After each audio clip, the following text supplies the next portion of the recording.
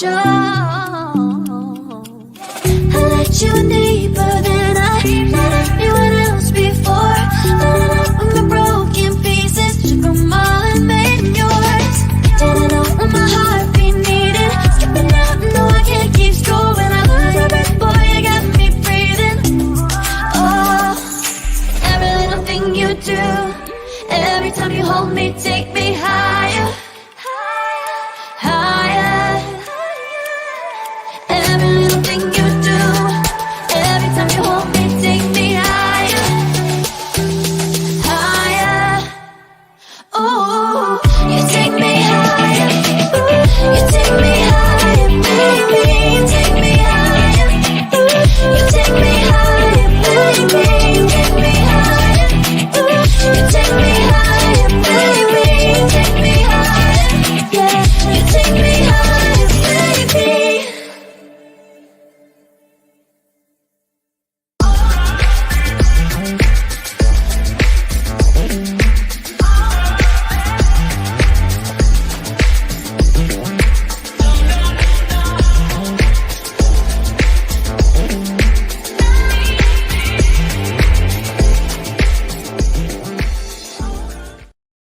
Welcome back to Saturday Night Vibes. We are back. We are not only back, we are now officially back on regularly scheduled programming. No more vacation time anytime soon, I don't think, but in case of an emergency comes up. But besides that, all the family, everything is already taken care of. We're on back to a regular schedule. I appreciate this and I appreciate Anna for helping out. But not only do we have Theus on the show, not only do we have Anna on the show, ladies and gentlemen, boys and girls and children of all ages, you will not be seeing LL make any comments during this part of the show or the second part of the show because LL is with us, or at least the voice of LL is with us. Say hello to everybody, LL. Hello, everybody. It's with me.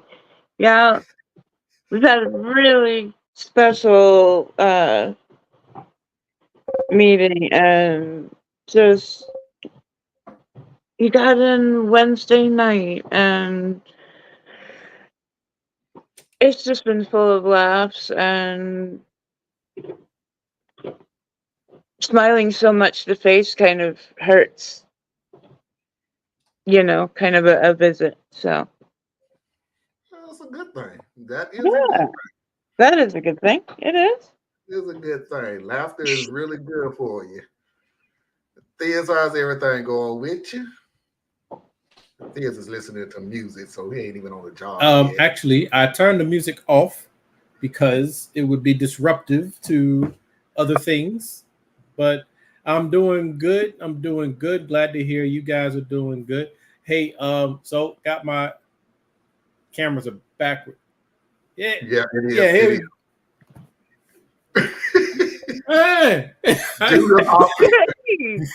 Do the opposite of what you point to. Shirt. Yeah. Anyway, it's in the frame. Whatever. All right, so got my new shirts. So I'm loving them. I will show you the back, but it'd be so awkward. I have to stand up and do all this stuff. But it is so cool. My best friend's wife, she took the bear, and then she, like, if you can look and see, there's the neighborhood or a city inside of it, right? Yeah. So really great. And then the back has some more stuff on it. So super excited about it. Doing good. Family's good. Everybody's good. No complaints. So that's it. Are there some initials in there? Is that our United Core? Yep. Okay. Trying to see, solo layout. So show us again. Theus. I ain't need all that, man, because the wall, I got like the imperfections in the wall, man. In the wall, man. We have mercy. We right here. We're here. But you're also. It's all right. I wanted to see the shirt. Never mind. Yeah. Also, just to be a little careful because Parker is going to be talking a lot, at least until SummerSlam is over. Because yes, WWE SummerSlam is going on right now, and I'm trying not to watch while I'm still watching, but I'm trying not to watch. So he'll be edited out saying stuff. What you say, LL? I didn't say that. That was Not a Anna, word. but I was thinking I was you're just, trying not to watch while you're watching. Okay. Not to watch while I watch. And Okay. the first thing he comes in is with, of course, the best match of the whole night is starting the exact same time as Saturday Night Vibe. Yes, yeah, I know exactly what you're talking about. watch one at a time, come back and watch us later. Like, it won't be No, live, because but this is the wonderful part about Theus.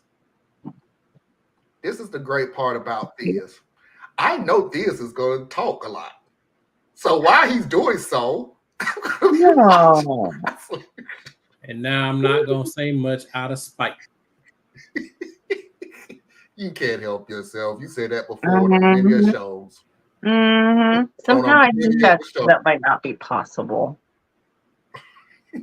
Just no. But hello, Parker. Parker hey, is baby. right now, so surprising that he's taping up. But Parker, next weekend, I want you to tell everybody where you're at and what's going on with you, because what you're doing is very exciting. If you want to share it now, you can. Feel free. Please do. I'm excited for you, and I don't know what's going on. But yeah, I want you to be able to share everything. Parker emailed me this morning. So yeah, what he's doing is very exciting and very helpful all at the same time. But without further ado, let's get this party started.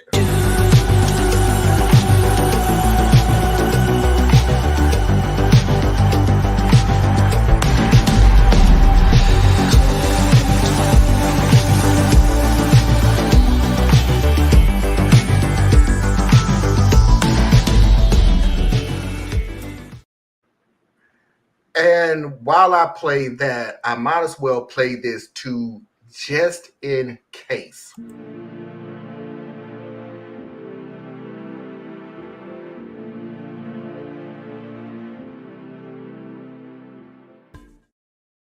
Because I feel like we may have done this story before. So just in case we have,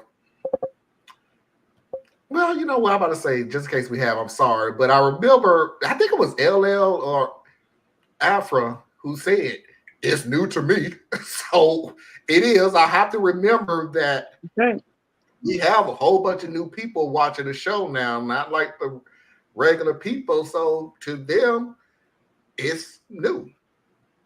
So in a way, this story is, daughter is angry, I won't go to the wedding. I am new on Reddit, so for some background and context, I, 54 female, have one daughter, Ella, 28 female, with my ex, Dylan, 57 male. Dylan and I amicably divorced when Ella was 4 years old. A few years later, I married my now husband, Jack, 55 male. He was a single dad of 2 kids, Jason, 25 male, and Sophie, 27 female. Jack and I also have a daughter, Bella, 17 female. This is about Sophie and Ella. I always thought since they were closer in age, they would get along really well. And I was right. They were like best friends and we were really happy in our blended family. When Ella was in college, she met this guy, Brian, 30 male, at a cafe where she worked. They started dating. I was happy for Ella. Brian proposed to Ella in front of our whole family and it was very romantic. Everything was fine until one day Ella came to our house screaming at Sophie. She claimed that Sophie had been sleeping with Brian. I told her she must be joking. Sophie would never do that to her. There was a lot of screaming until Sophie finally said that she and Brian are in love. This caused more commotion. We did have an extremely hard conversation with Sophie. She showed her remorse and was very guilty. We tried to talk to Ella that Sophie was sad and maybe she should forgive her. But Ella was having none of it. She went on to more screaming and was bashing all of us that we were abandoning her and picking Sophie. That is not the case. I tried to make it as peaceful as possible, but Ella didn't want that. When Ella and Brian broke up, he started dating Sophie. They got engaged within a year. Sophie wanted Ella to be her bridesmaid, but Ella just said, "Over my dead body." I thought it was really cruel of her to say that, and she is being petty by holding on to the past anger. Needless to say, she didn't come to the wedding. Rather, she left the city to live with her father. She didn't contact us much except for Bella. I thought she might need some time to cool off, but I was hurt that she kept us out of her life. We only got some insights from Bella and Jason. She only sends me cards on my birthday, but hardly ever speaks to me. I think it is unfair. Anyway, one day she came to our place. Sophie and Brian were also there. She gave us an invitation card to her wedding with someone named Ray. I don't know much about him. She didn't even include us in the wedding party. Plus, the venue was a 4-hour drive and the hotels in that area are expensive. We did agree to go, but at the last moment, Jack got sick and I had to cancel it. When I told her the reason I cannot come to her wedding, she told me not to bother. She made the right choice by not including me in her wedding. She knew I was a bad mom. It really bothered me. I always wanted to be by her side, but the place and time she was getting married at were not compatible for us. That was 2 years ago, and she never contacted us again. Then, a few weeks ago, my daughter Bella showed me a post on Instagram that Ella was pregnant. She posed with her stepmother with a caption like, "She will be a good grandmother." I was furious. How can she forget her whole family here? So, I called her from Bella's phone and wanted an explanation. She replied that since I never bothered to be at her wedding, I don't deserve to be in her kid's life. She said it is not just her wedding. She claims I have never been supportive of her, that I do not care about her. She went on to blabbing that she never felt like she had my support, even when she got cheated on and I chose my stepdaughter over her. I told her it was not fair to her to hold that against me till now because it was 6 years ago. She has moved on and Sophie has moved on as well. She is being petty by holding on to something that happened years ago. So, did I do anything wrong?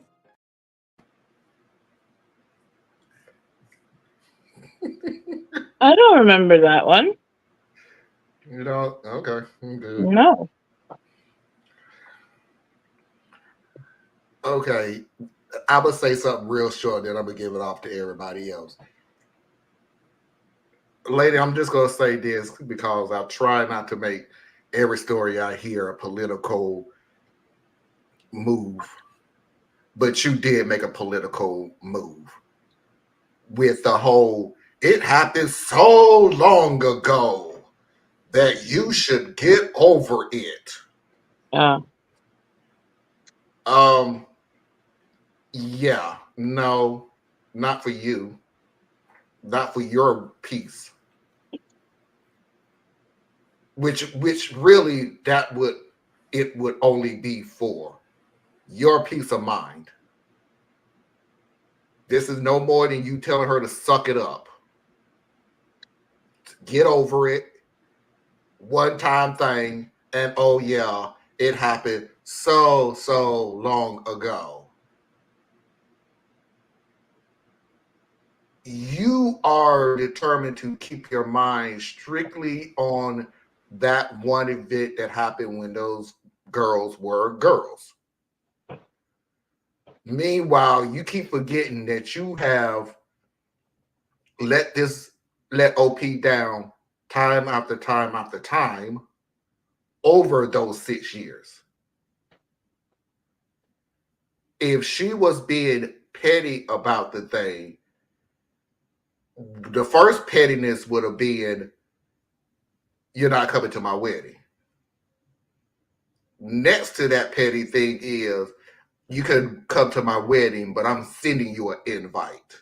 She did none of that. She went up, came to the house, gave you the invite in hand, and said, I want you at the wedding. You ain't not going to be in the wedding, but at least I'm inviting you to the wedding. And again, You couldn't make it. You didn't make it. You try to buy your way out of it. And now she need to get over that too, I guess. Because for your peace of mind. Like I said, this is a 3-parter. So I'm not gonna say anything. Let everybody say what they want to say.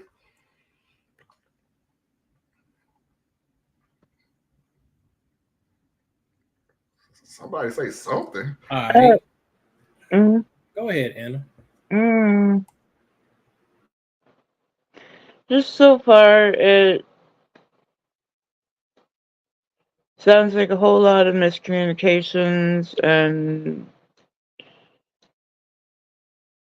nobody quite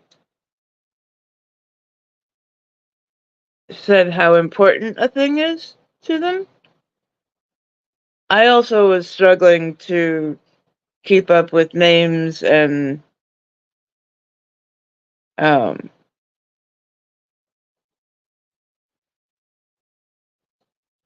like, what else did the mother do?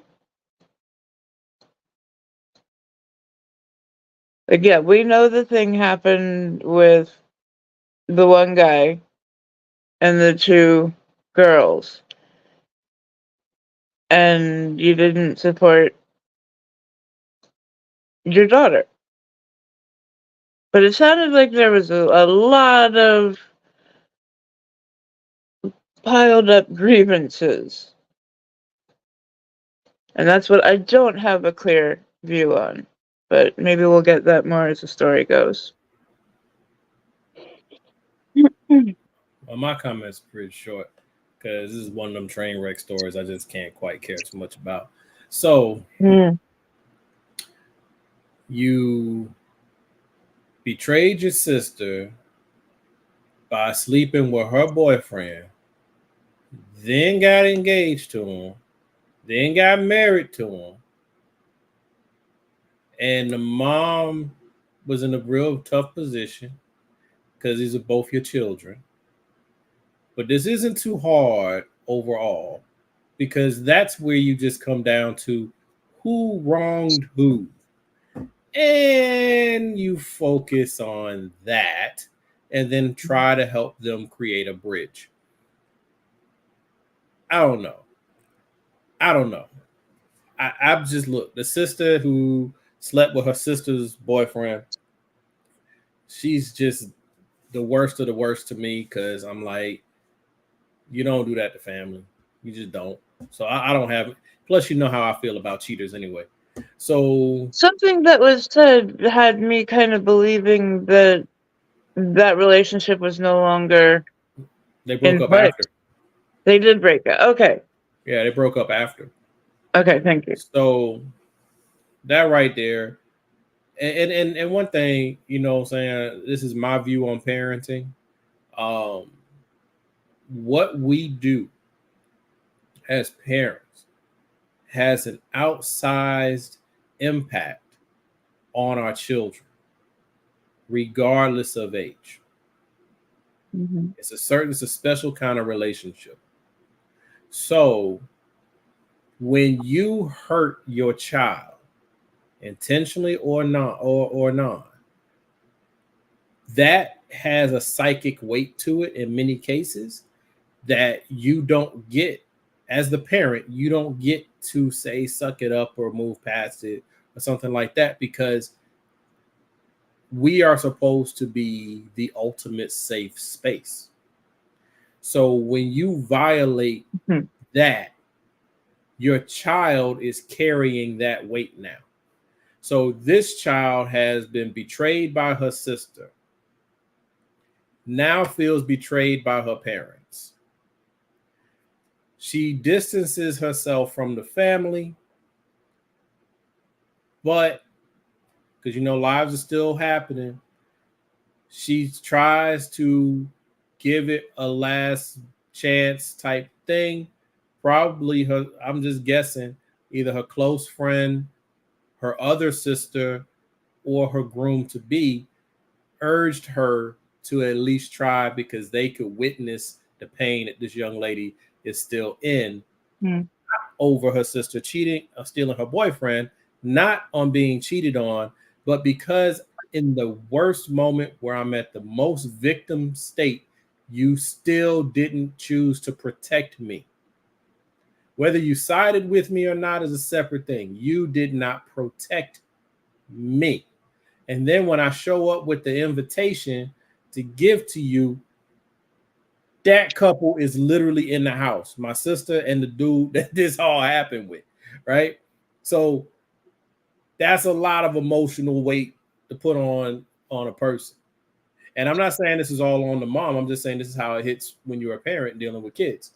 And then the husband gets sick. So now you can't go to your daughter's wedding 4 hours away? 4 hours?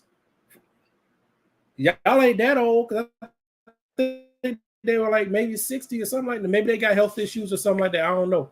But you need to find a way to get your behind to that wedding. It ain't on your terms. It's on your daughter's terms, and you already have a strained relationship. So then at the end, she having a baby.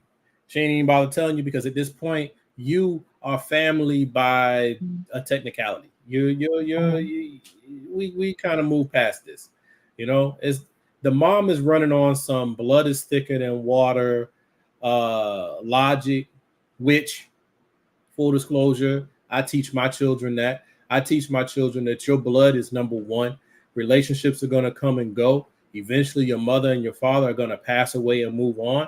And at the end of the day, it's still going to be you and your sisters. So that's your number one bond as far as your family is concerned, your sisters. And then it's me and your mother, and however you want to shake it out from there. But y'all take care of each other. All that stuff is broken for this lady. So yeah, I'm just like, I don't blame her for walking away. I don't blame her for being done with it.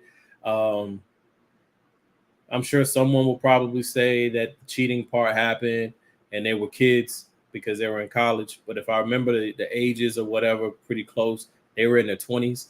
So these are not 15-year-olds, okay? These are people who can actually make decisions. And then, never mind. That's all I got. So, yeah. No compassion. I got nothing. But I see how this stuff can happen. As far as the family dynamics, not the cheating part. Because you garbage. You garbage straight up and down. You garbage for sleeping with your sister's man. That's foul.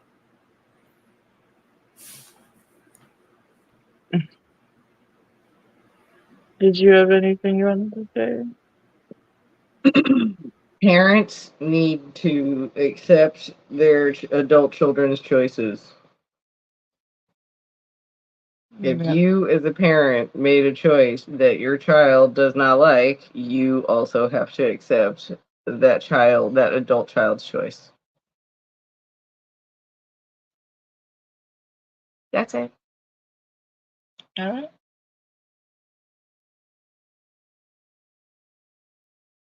Sorry. Mouse is acting funny. Let's go ahead and get on to the second part of this story, in which it almost sounds like a Pringles can. Like you're ringing the nails. It's Marlon's hair. It's hitting the microphone. I'm telling you, that's what it is. Really? His hair keeps hitting the microphone. Or the zipper is hitting the microphone. One of the two is hitting the microphone because it's only happening with you, bro. And it happened with the last one. It's just something is hitting your mic in some way, and we get the pop sound. That's all right. It's just such an interesting sound. I'm such an interesting person. Like a ball bouncing. There's so many things it could be. Or maybe I'm Agent Johnson all alone. Oh shit! No, Agent Johnson would have came in and said something by now. You know, came on and said, "You're not hearing anything."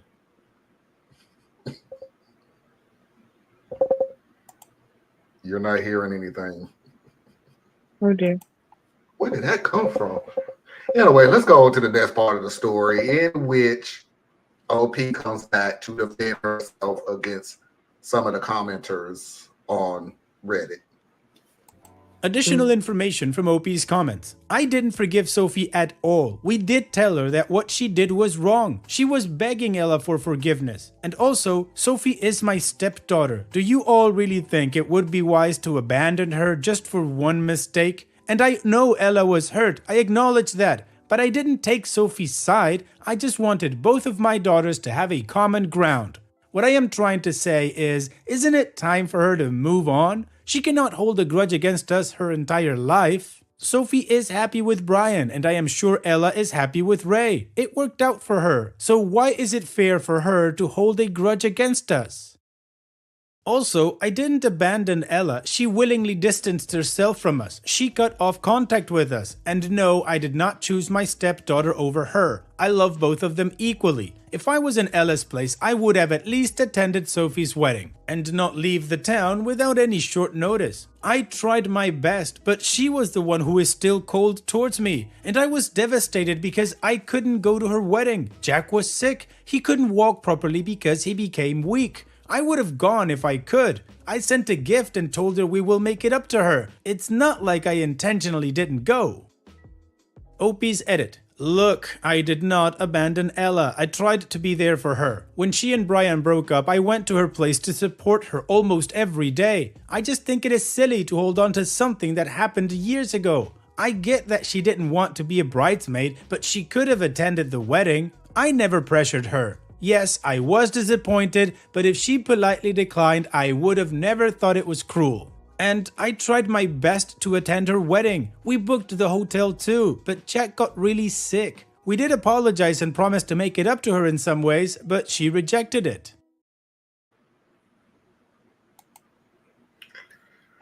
I feel for the parent, Joe. I mean, I really do. Because it's like this.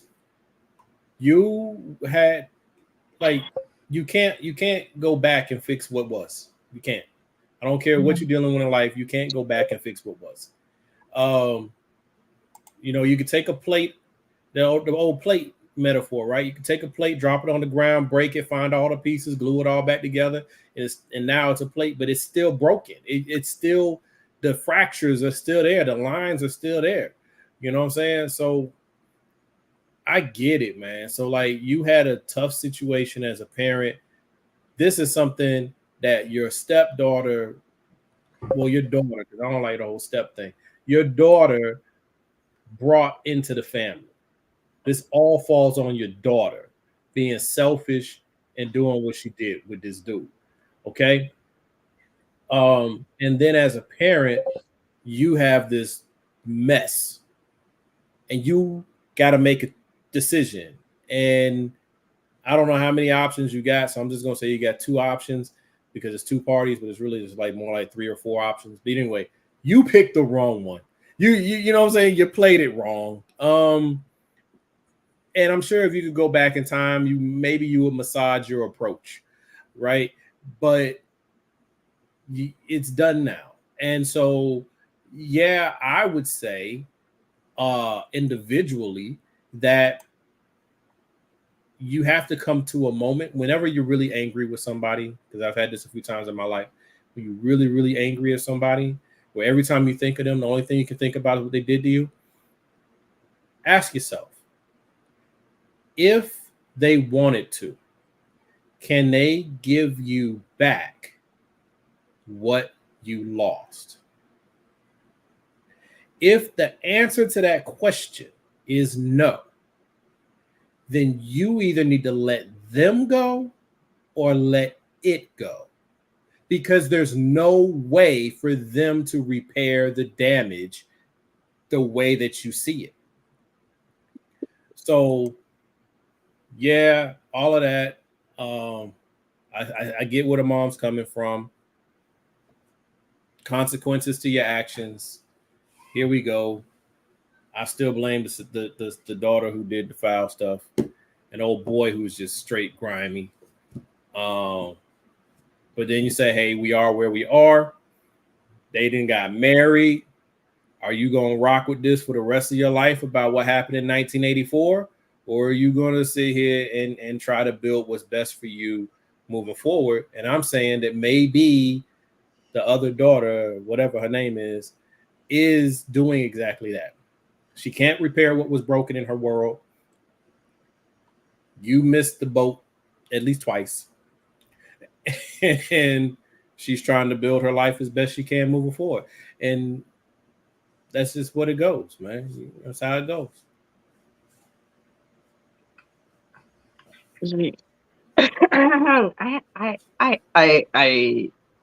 I would like to add that the new studies on healing say that forgiveness is not necessary to achieve like psychological benefit of healing. Mhm. And so there is no need or necessity for you to forgive someone to move on and benefit your life positively. And there really isn't a requirement for you to forgive family after repeated proof that you cannot depend on them. And actually the recent study that came out, forgive me, I forget the title of it, says that it is actually bad for you to try to force yourself to forgive someone. There are people that gain benefit from forgiveness, and for those people, there is benefit. But if you have been harmed, specifically by a parent, repeatedly, there isn't a benefit for you to forgive them. In fact, it could put you in an unsafe situation as an adult. And I so hear all that. it's like I get it. There's no need for you as a child to make your parents feel better. You're not responsible for your parents' feelings. Both of you, here's where we kind of depart. I agree with most of what you're saying and plus this is all individualized, right? Mhm. Because different people react to different traumas different ways. Like for me, I probably could shake most of it off over time, but that's one reason I was really careful, and you probably don't hear me say very often the word forgiveness, because I don't really do forgiveness. I'm different than a lot of people that way. So like I don't believe in forgiveness is for you. It's not for the other. Whatever. No, if I forgive you, please believe it was for you. But I did say let it go. And the reason I say that is because the burden, if it's burdening you, then that's a weight that you don't necessarily need if it's possible for you to move through it. In my world, that means you're compartmentalizing. I get that. For the next person, it might be whatever it is, because I don't know, you're the next person. But now I rock with you on the forgiveness piece, where I do have a distinction, I suppose, is one of the latter points. You're not responsible for your parents' Feelings. I feelings. said you are not responsible for your parents' feelings. Technically, you're not responsible for anybody's feelings except your own.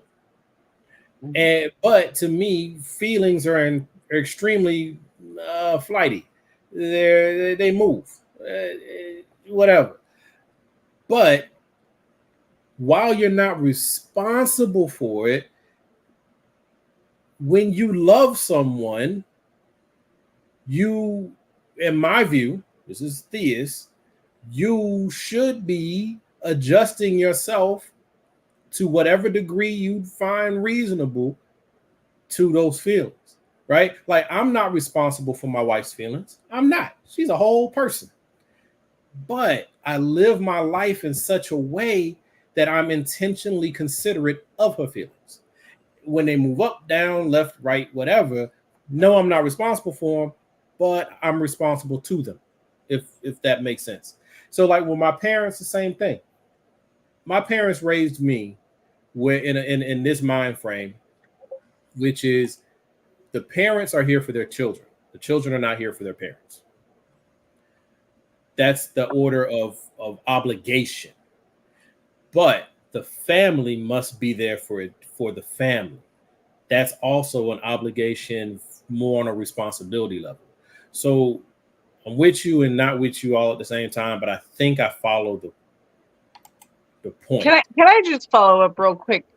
I feel like the daughter in saying I no longer wish to have a relationship with you is being pretty clear that there isn't an expectation of anything really. But did she So say it though? she said basically by saying you weren't part of my wedding, you're not going to be part of this kid's life. Yeah. What responsibility is there? No. I feel you. But I'm just saying, like, she's made it clear through actions. In my opinion, she's made it pretty clear through actions, right? The distance and all of these things. I gave you chances. We can both. I ain't even got to tell you where I gave you chances. We both know where I gave you chances, and you still, you know what I'm saying? I'm with you, but there, if it isn't said, then it isn't said. As obvious as it may be, if it isn't said, it isn't said. But yeah, but you don't always have to tell someone you're breaking up with them. I think you do. I think you do.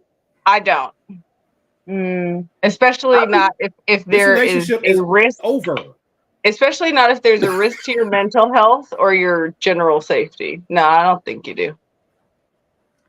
No, well, I disagree on that because I would be the first to let you know. Now here's the separation where I agree and disagree at the same time from what LL said earlier. I think you do need to say, I'm breaking up with you. I even think you need to say the reason why the breakup is. Well, where I agree with LL about is that I don't care if you agree with the reason why I broke up with you. That's not my concern. Why are you accepting? Because I hate when people, I don't accept the breakup. Well, this wasn't a negotiation. I'm just letting you know we ain't together no more. Now I get the extremes, Marlon. This is not a contract, Marlon. But if we're talking about the extreme cases where we're talking like one of the things that El brought up, where it's not safe. Okay, that's one of those extremes. Like this is an abuse situation. No, we're not gonna have a conversation, right? And it is, yeah. But right, but if she's pregnant, telling your mom, I break up with you, I'm never speaking to you again, and why, versus maybe I will make that decision later. You know, it's like you don't have to tell someone you're breaking up with them just because you're breaking up with them, because your feelings might change or you might never need closure. Okay, but here's my thing. Then you haven't really broken up, right? Like you are separating yourself for potentially your best interest, and we're talking family. We're not talking about boyfriend girlfriend at this moment. All right, we're talking about family. Okay, so for the benefit of my mental and emotional stability, I got a family I'm raising. I got a whole life I'm building. This psychic weight that I'm dealing with over here, and this emotional weight that I'm having to carry, which I just can't do that, right? So I'm focused over here, and we may not have this conversation. If we're not having a conversation, then I'm gonna hang on one of the last things you pointed out there, LL, which is feelings may change later or whatever. So you're leaving this room. It's just that you can't see it being room right now. I don't think those kind of decisions should be made when you're pregnant. But they shouldn't be made when you're pregnant. They shouldn't be made when you're angry. They shouldn't be made when you're hurt. They shouldn't be made when you might be hormonally inflatedly angry when you're pregnant. Yes. So isn't it better to leave it open-ended and think about it? Yes, but then that's not breaking up. That's right. But even if you decide later, you don't going up to the person and saying, I'm breaking up with you because isn't necessarily helpful. It's not healthy.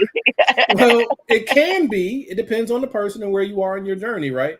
It can be very healthy to say, Mom, I love you, but I can't deal with you.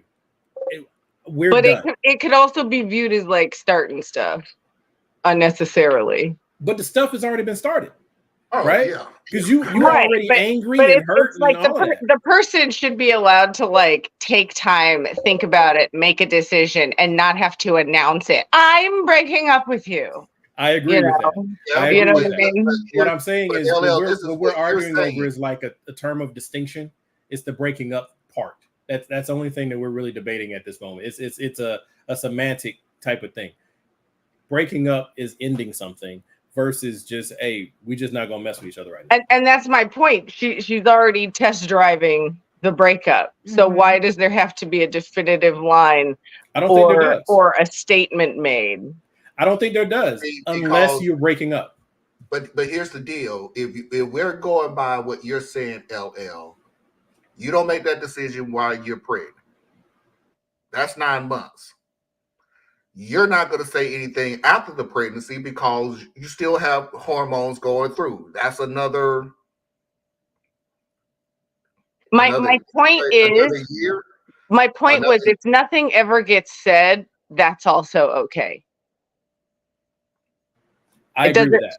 There doesn't have to be some statement made or some big knockdown, drag out, crying into a relationship. She should not only be allowed to think about it, she should be allowed to quiet quit. I agree with that. When we're talking about family, and I mixed it earlier because I was talking about relationships, period, in the beginning. So if it's boyfriend and girlfriend, then there needs to be a declarative statement because you need to be able to release each person into their world. Right. And I'm specifically talking about this story. Like, I have no problem with what she's doing. Yeah, go ghost, go live your life. Right.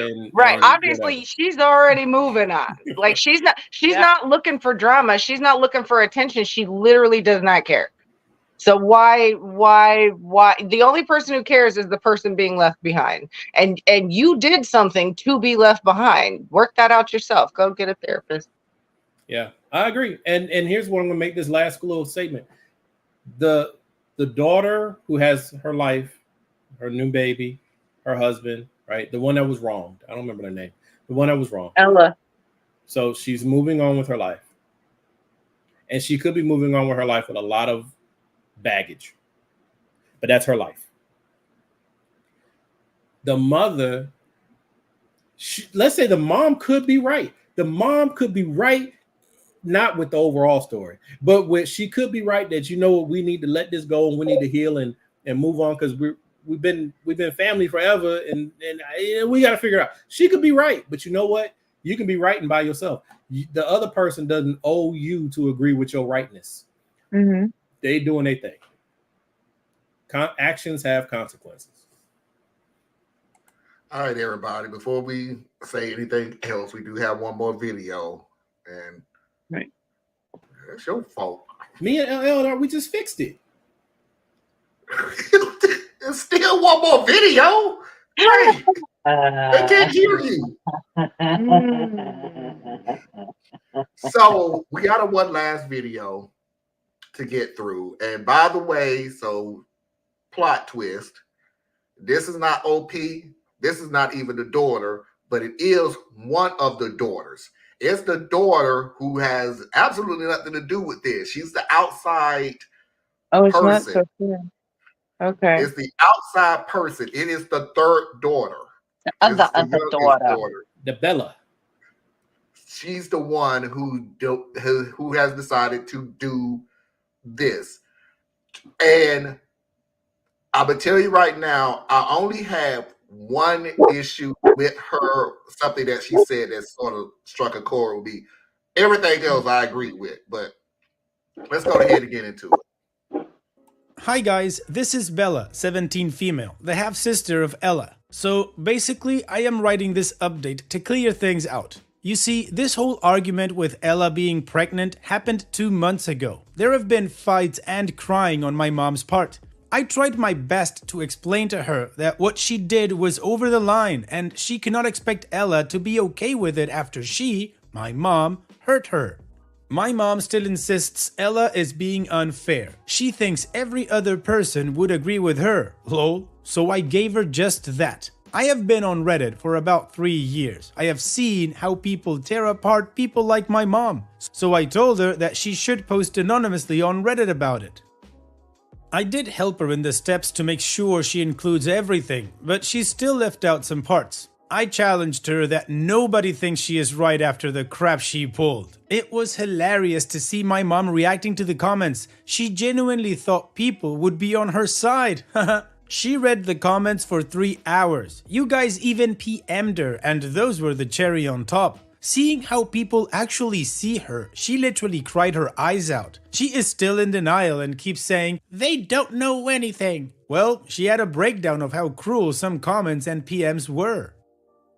My dad came home and saw my mom crying and scolded me for airing out our dirty laundry. My mom demanded that I delete the post. Instead, I deleted the Reddit app from her phone. But now I am writing this for you guys. I must say, Reddit doesn't disappoint. I have been reading all the comments. They are entertaining. My mom refuses to look at them. She is a lost cause. But I am here to clear things out a bit. I am the observer of my family, so I have observed a lot of things.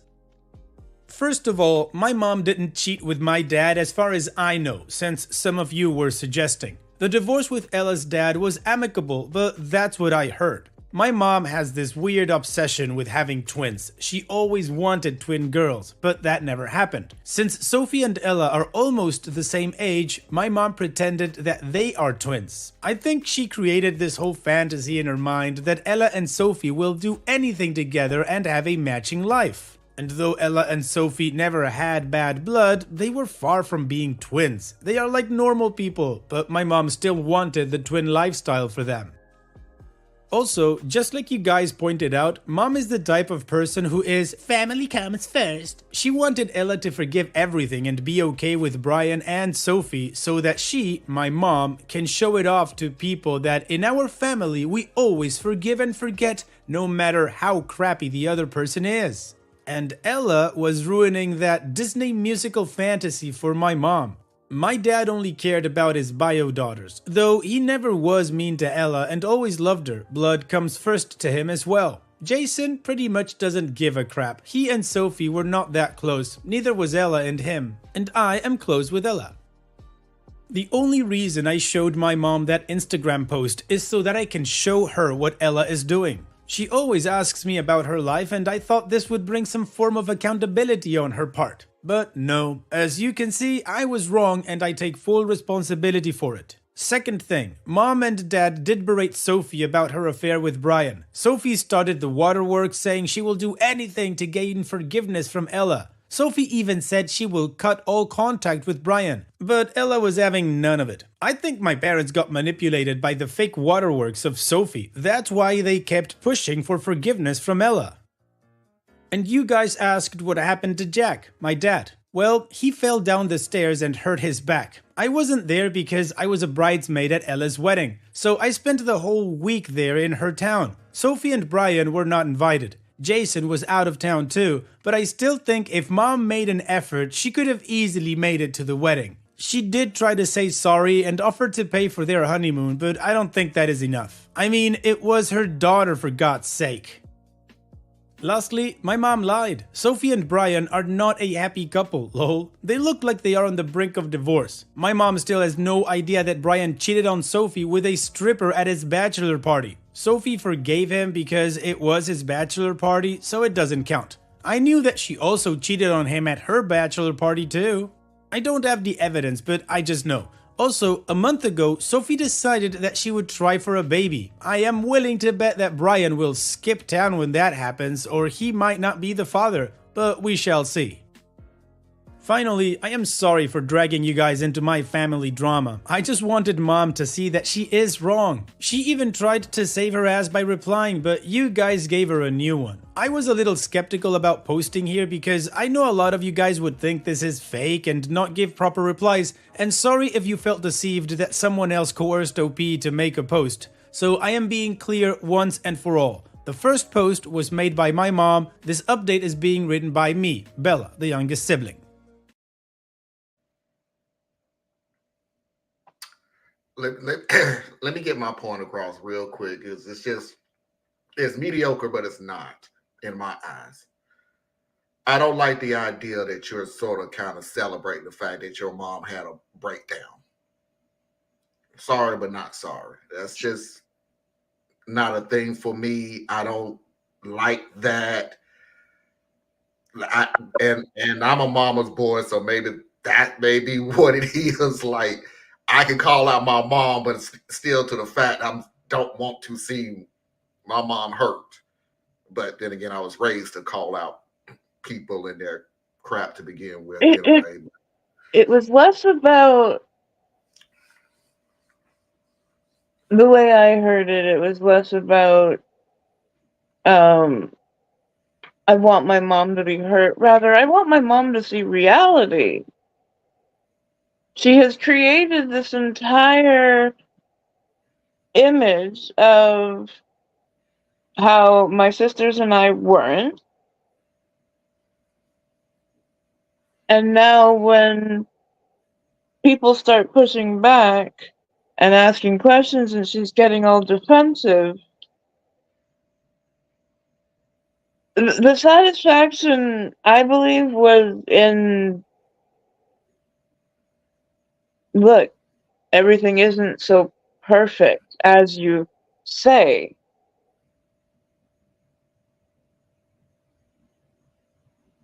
You know, we can say one thing, but it was painfully obvious to me how much the mother was trying to search for somebody who agreed with her instead of really looking for some feedback on this situation.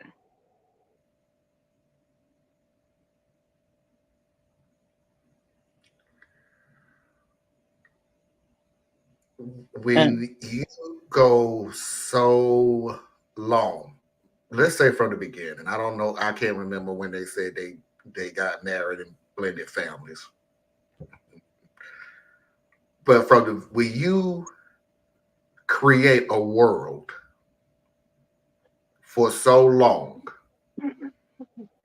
you ignore things that's going around you because it doesn't fit your narrative. You recreate things to fit into the dynamic of the world that you want it to be. And even this story right now shows how even when a dramatic dynamic has to be faced, well, your world's already created.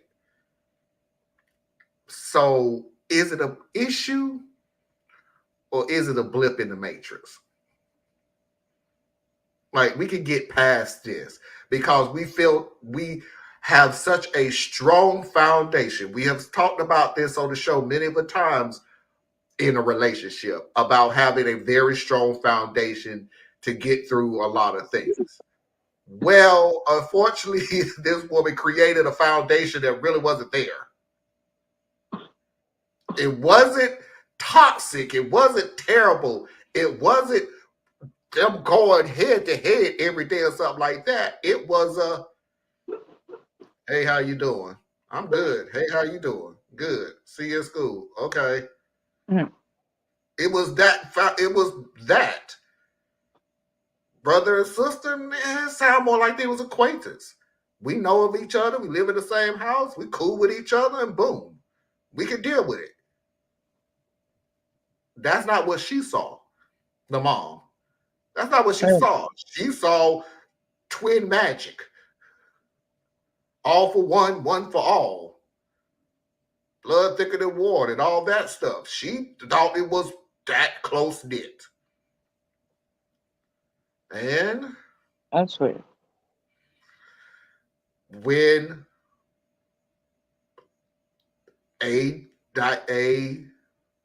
something came up that was not cool and her world is crumbling around her, she refused to see.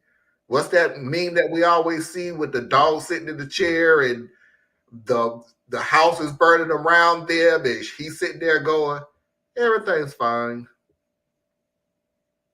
Everything's good. Nothing to see here. And that's what she's in right now. So when she got on Reddit, and Reddit is basically it at its form, Reddit does give you good advice. You really are getting answers from different points of view, world lives lived, and everything else. It is a good place to get good advice. But at its core, Reddit is also used to burn the house down. Like that's what you got it for. Like, yeah, I can give you some good advice, but I'm gonna call you stupid and ignorant and selfish and an a-hole and everything first before I give you the good advice. Like that's its core thing. And Bella knew that. Because, Mom, I can tell you that you're wrong, but I can't go that extreme like I know what Reddit is going to do to you. So, hey, since you think everybody's going to agree with everything that you say, let's go on here. And that's when it got real for her. And she couldn't understand it. And she couldn't believe it. So, now what? This is another reason why, and I'm sorry, I know it undermines so much of the premise of some of the things that we talk about, but I guess I am still a bit old school. The internet isn't the place for this. It's just not. So put it on some Reddit board so other people can be entertained by the drama in your family. Because for every one good piece of advice y'all cite, there's like 10 more. That ain't nothing but this is entertainment. And they're going to say some of the most brutal things. And why would you subject your mother to that? Whether she's right or wrong within the family, short of her being physically abusive or something like that, what is she going to get from it? What are you going to get from putting your mom out there? Right? So I have a problem with that. I do. And then the mom, the execution is severely flawed. I still contend that she was brought a pretty impossible situation and she didn't navigate it properly. That's how I see it. It came to her. She didn't. The pitch was thrown. She whiffed on the swing. And then everything kind of cascades from there. But this whole family is just so much dysfunction, man. And yeah, we can say every family has dysfunction because they do. But the power, and this is my view, the power of family is that you don't rest on the dysfunction, that you do actually have a higher ideal for your family despite occasional dysfunction. And you continue to wrap yourselves around each other in love and try to get through it because life is messy. Life is unplanned. Life comes at you, and it comes at you not according to how you would like it to be. So the mom, yes, she had this distorted reality from what I'm imbuing from what she's saying, where she got married to this man. He has children. She has children. Two of the girls are like the same age. Oh, wouldn't it be so wonderful for our family to blend together like the Brady Bunch? And everybody gets together and it's one big, beautiful family. Oh, look, wonderful, wonderful, wonderful. She's looking at the ideal side of the equation, and then she's moving in that direction.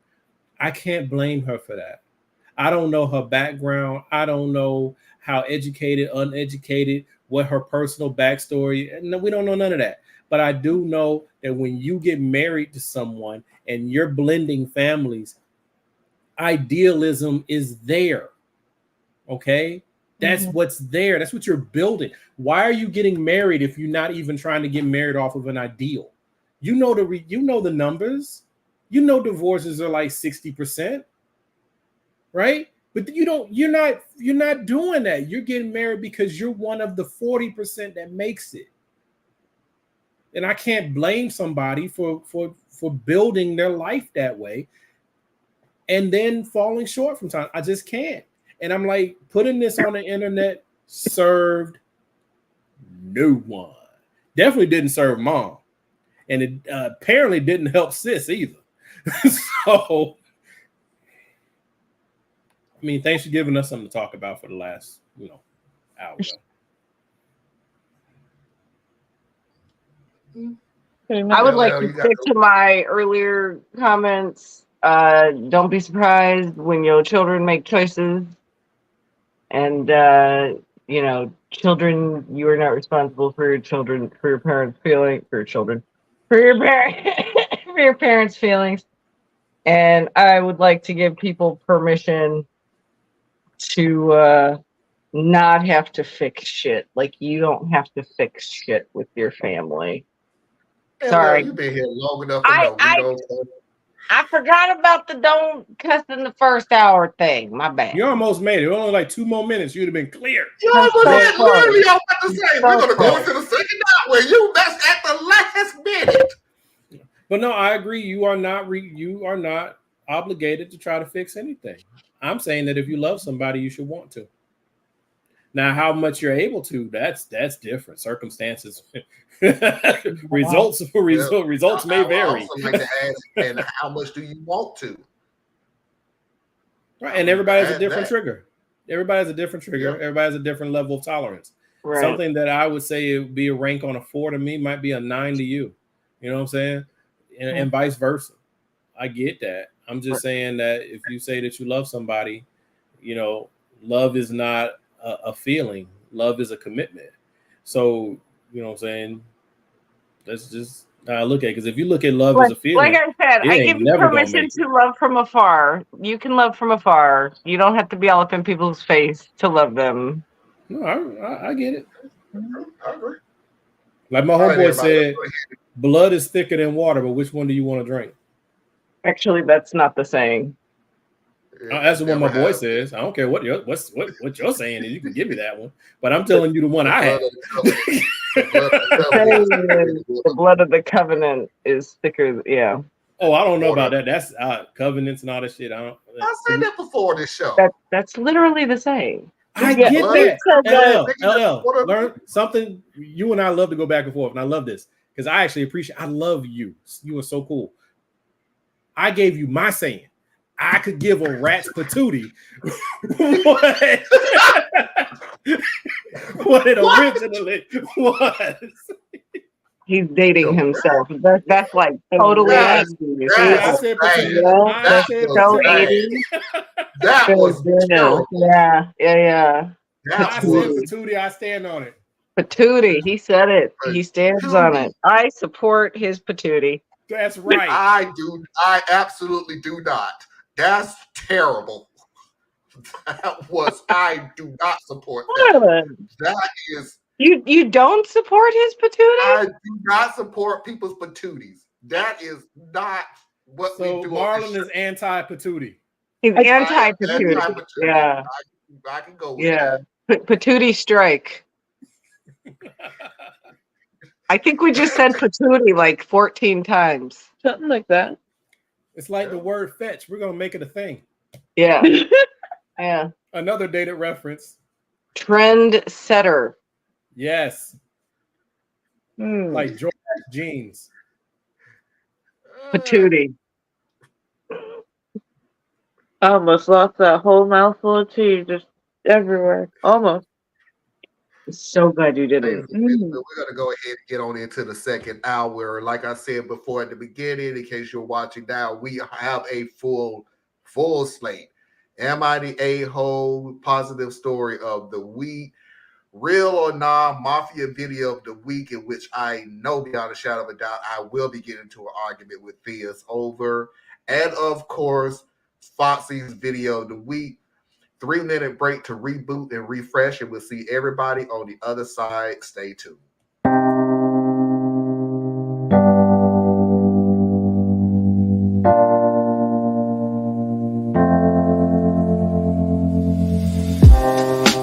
Living for weekends, wishing I could take a break from this world. Running on a hamster wheel, but searching for something I can't feel. I just wanna be a lost girl and fly. Take a breath, feel my wings spread, levitate above the ground and make eye contact with clouds. Now I'm rising, I'm soaring above it all. I just wanna be free. Finally, finally, finally. I wanna be free. Finally, I wanna be free. Finally, finally, finally. I wanna be free.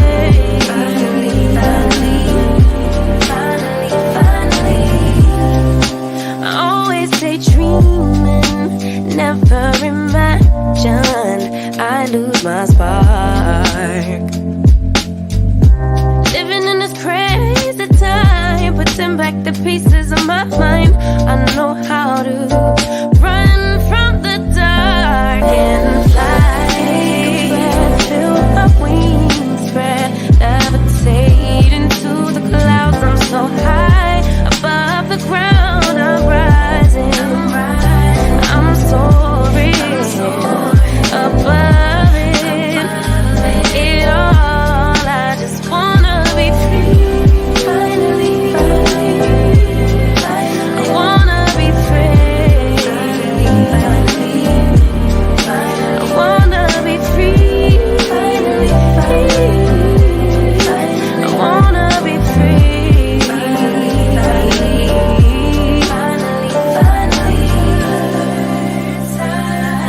Higher to a bird.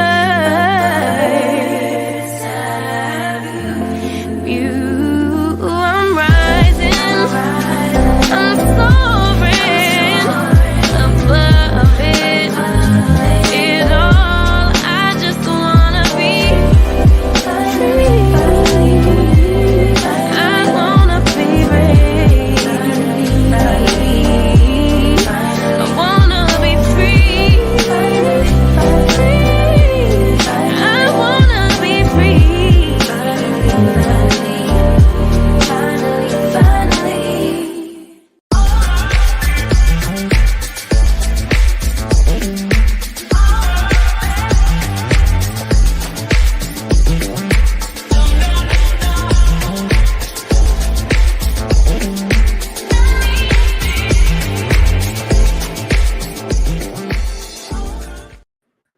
We are back, and without further ado, let's go ahead and pay those bills. Radical Truth to Power tomorrow at 8 p.m.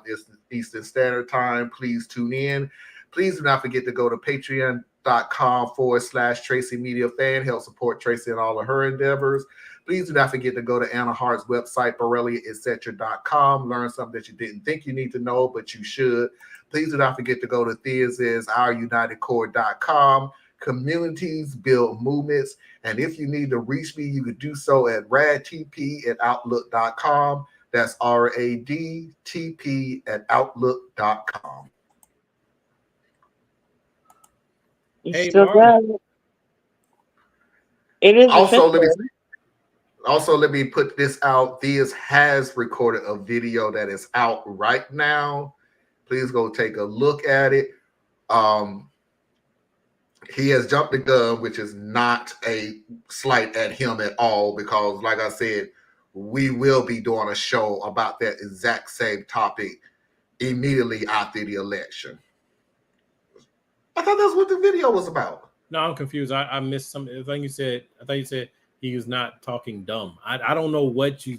I didn't know if I was supposed to be offended or if I was just hearing weird things. I'm probably hearing things. I'm sorry. But what hour is it? It is the Mama Heart Hour. Boy, well, that's what I got you for. So yeah. It is the Mama Heart Hour. I appreciate it. Thank you. And I'm just waiting for the positive story of the week. Oh dear. That's what I'm waiting for. Well, You're not gonna like it. Actually, first, we were having a conversation about anarchism, and that was something that LL really wanted to finish. And I said, really hard to type when somebody is talking. You can talk 5 times as fast. So, well, it's not that. We have to keep in mind that everything that we're saying right now live has like a 5-second delay. So we'll say 5-10 second delay. So we'll say something, and if LL was watching, he would get the statement 10 seconds after we've already said it, and we don't moved on to a different, because us, we'll move on to a subject so doggone quick, it ain't funny. We'll have one subject at the beginning, and the next thing you know, we're talking about how old Biden will be before he died, and it had nothing to do with what we originally was talking about. So, kill buddy off, man.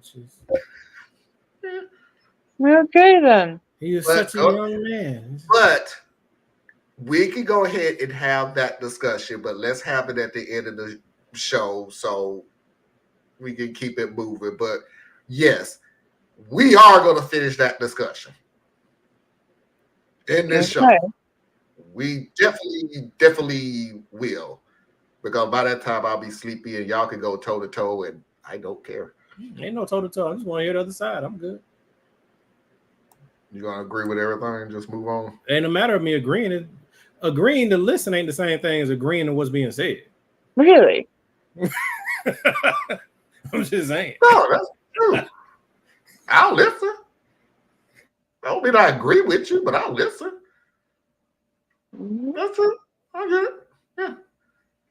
Am I the a-hole?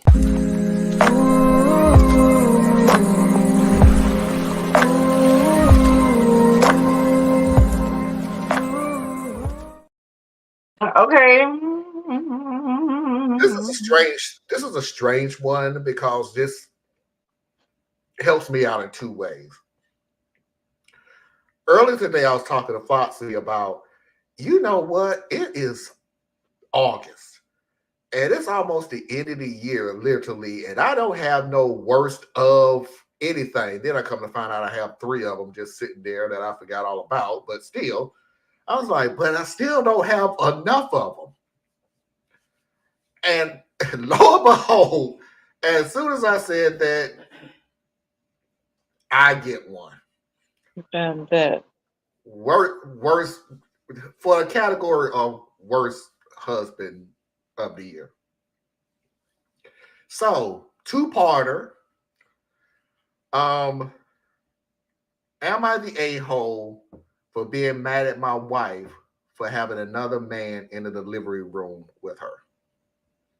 Last month, my 28 male wife, 25 female, called me in a frenzy, telling me that her water broke and that she was going into labor. This was incredibly shocking to both of us because she was still early on in the pregnancy.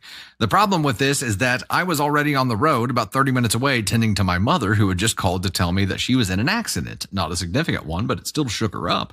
I told my wife to call an ambulance because I would not be turning around to drive her to the hospital and witness her birth. She yelled, cursed, cried, and screamed at me through the phone while I tried to calm her by telling her to call my sister if she didn't want to call an ambulance, since my sister only lives 20 to 25 minutes away. After this, she went silent and hung up, and I didn't hear from her for about 1 hour and a half. I checked my phone for the first time since getting to my mother. My sister sent me a video of my wife actively giving birth while holding her male friend's hand, the way women squeeze their husband's hands for comfort during labor. My sister immediately followed up the video with the text that said, "When are you going to get here?" I ignored this text and asked her if she's the one who drove my wife to the hospital, and she responded, "No." I asked her who did, and she informed me that it was my wife's male friend who lives only 10 minutes away. I ended up just asking my sister for the full story while I drove my mother back to her home, since everything was sorted with the accident. Long story short, instead of calling my sister or an ambulance, my wife called her male friend that I've always disliked but never informed my wife. I told my sister to get on FaceTime with me.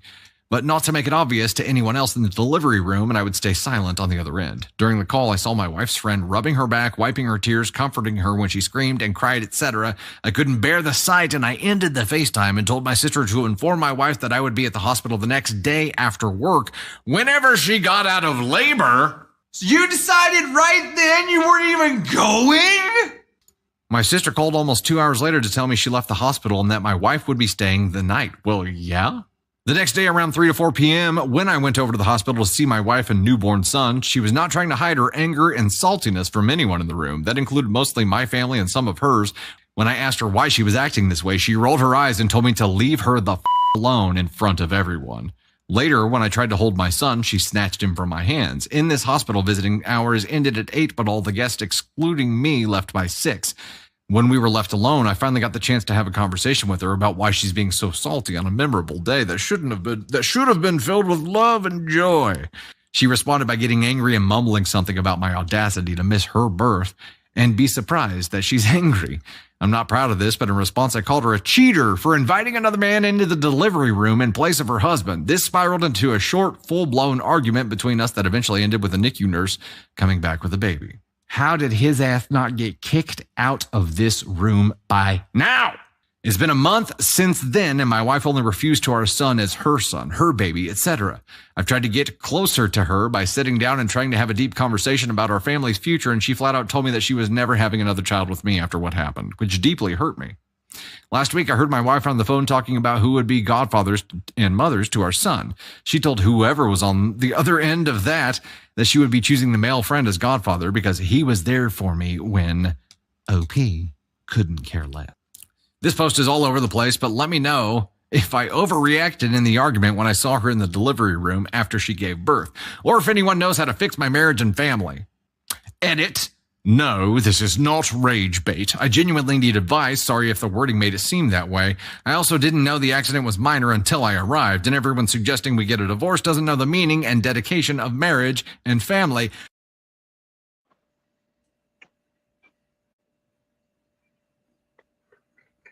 Okay, I'll go first. Cool. I'll go first. My wife calls me and tells me her water broke. Not only that, her water broke, and I deduced that, hey, this is early. I don't know how many tickets or how many police are going to be behind me when they see me cross over 4 lanes to go the opposite direction on 2 wheels to turn. And LL, this is the part where I say this is the second half of the show. On 2 wheels to get back to my fucking wife who's having my child. You couldn't stop me no matter how much you try. Correct, Vince. Number 2. She was holding his hand like you would hold a loved one. Like she was supposed to be holding your hand. What? Is that what you're saying? But you're not there. So basically what you're saying is that she was supposed to have no one in the delivery room. Mm-hmm. And let me backtrack a little bit on something that you said that was so stupid. I was not going to turn this car around because I was already 30 minutes away. So go ahead and call my sister who is 25, 30 minutes away. Do you hear how that sounds, Mary? That makes it's the same time frame. The exact same time frame. Number 4. And I know the whole, you got to be calm about it and take it into because no, I'll be cussing you out as soon as I see you too. I really would. Like there is nothing that pisses me off more than you have wronged me.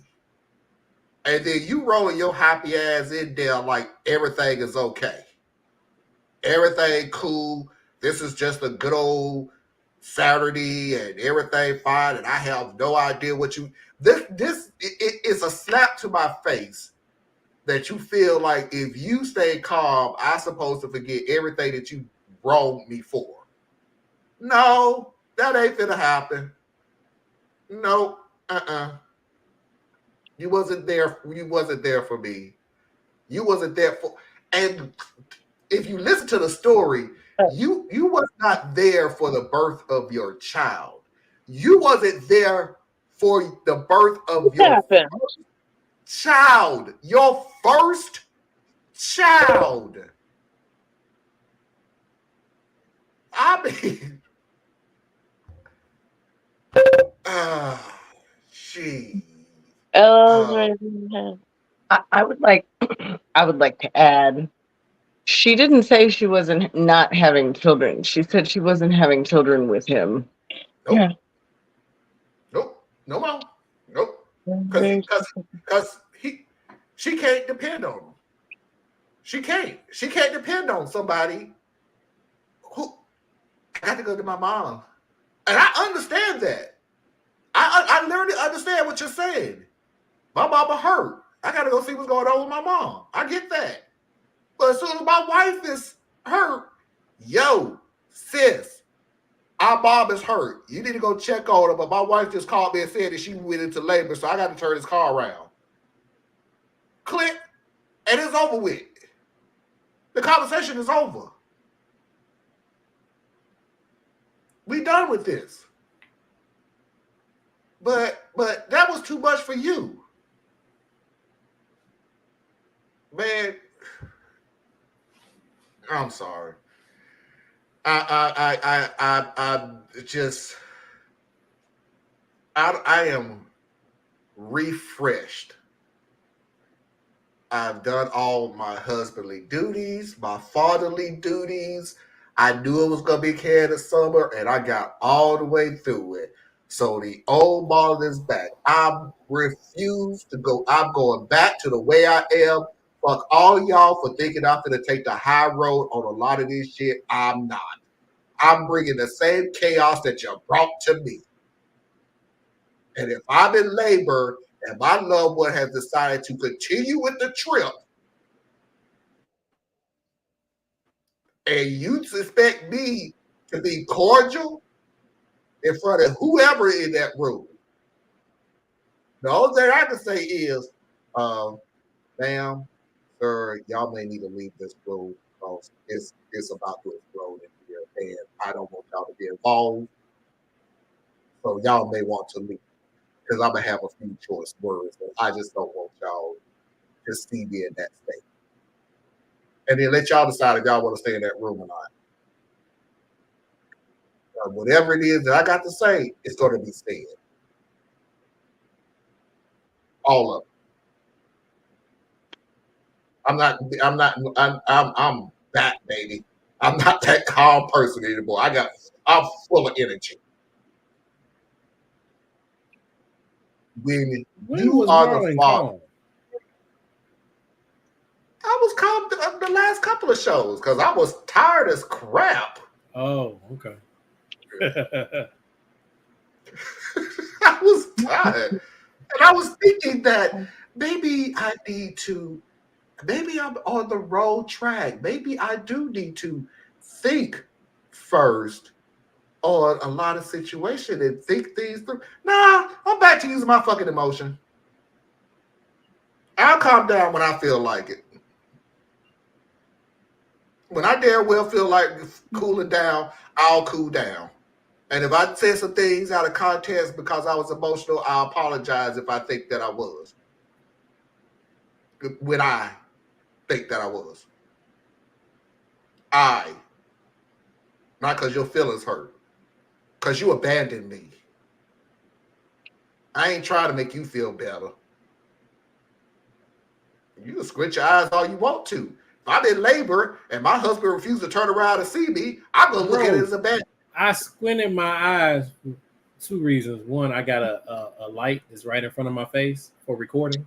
But then the other one is because I was trying to catch up with the switch up you just did, because you were talking about you, and then you switched to you were talking about you as her, and my brain had to catch up with the switch, and my face is way too expressive.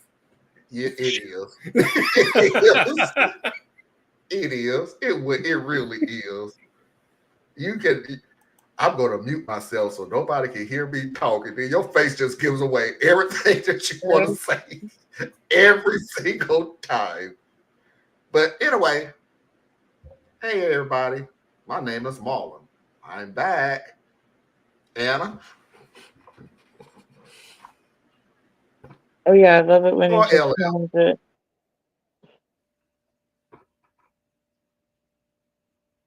Did you have anything you wanted to? Yeah, I can go. It was really sucky of you to not reprioritize.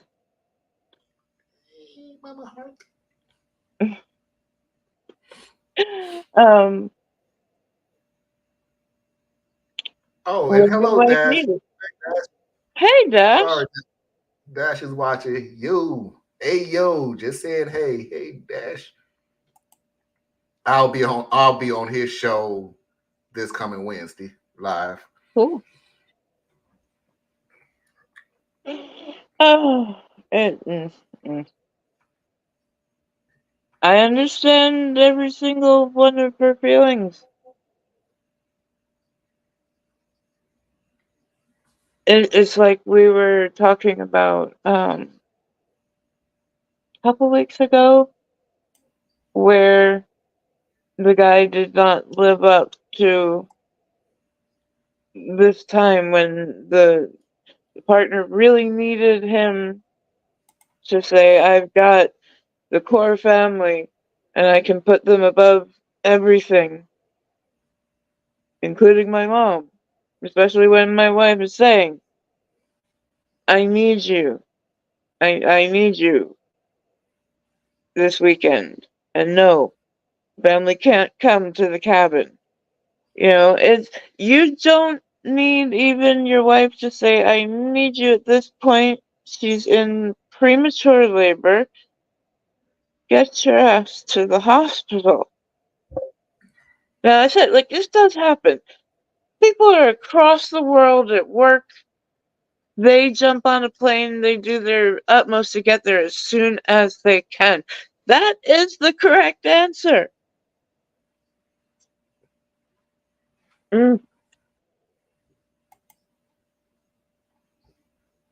It's strange how sometimes you can get into a situation and find that all of your instincts are actually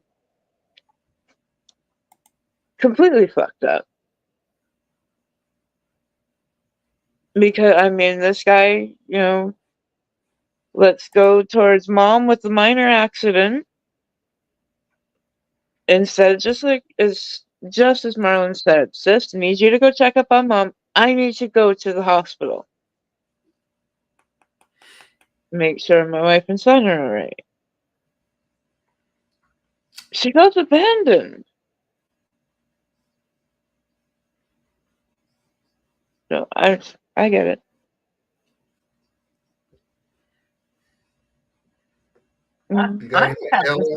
I'm surprised he's surprised that she's angry. Like, really? Yeah. You didn't understand that was important and she was afraid? And maybe she already suspected she couldn't depend on you, and you just like proved all of her insecurities correct. And yeah, That's a good point that you make. That first child, there is fear involved, and it's early. Yeah, good point. Yeah. Very good point. Theus? Okay, so here we go. She should have stayed calm. Some things y'all gonna like and things you ain't gonna like. I agree with Marlon that as soon as you got that call, then you get on the phone with your sister because you already did the math. It's 30 minutes either way, right? So, sis, I need you to get dressed. This is where I was headed to see about mom. I have to get to the hospital. My wife is, delivering early. I got to get there. Get to mom as soon as you can. Call me if you need directions, you need help. I'm on the move. That would have been that part. But we're dealing with a dude who obviously doesn't have a lot of emotional IQ. So, yeah, I don't know what the deal is with old boy. I can't fault him. Now, first of all, I fault him for being like the complete idiot and total backwards asshole in the story. But I can't fault him for being jealous or suspicious at seeing another dude who dropped everything and got to her that quickly. Okay? Because it's just natural. You'd be like, wait a minute. What kind of friend is he again? So that I can't fault him. That would have crossed my mind too, real talk. Especially now in my case, I'd have been on my happy ass on my way to the hospital. So if I get to the hospital and his ass is there, yeah, I don't know how I would process some shit like that. But that's different. The other thing is, and this is irrespective of the unique circumstances of this story, you better get a blood test, homie.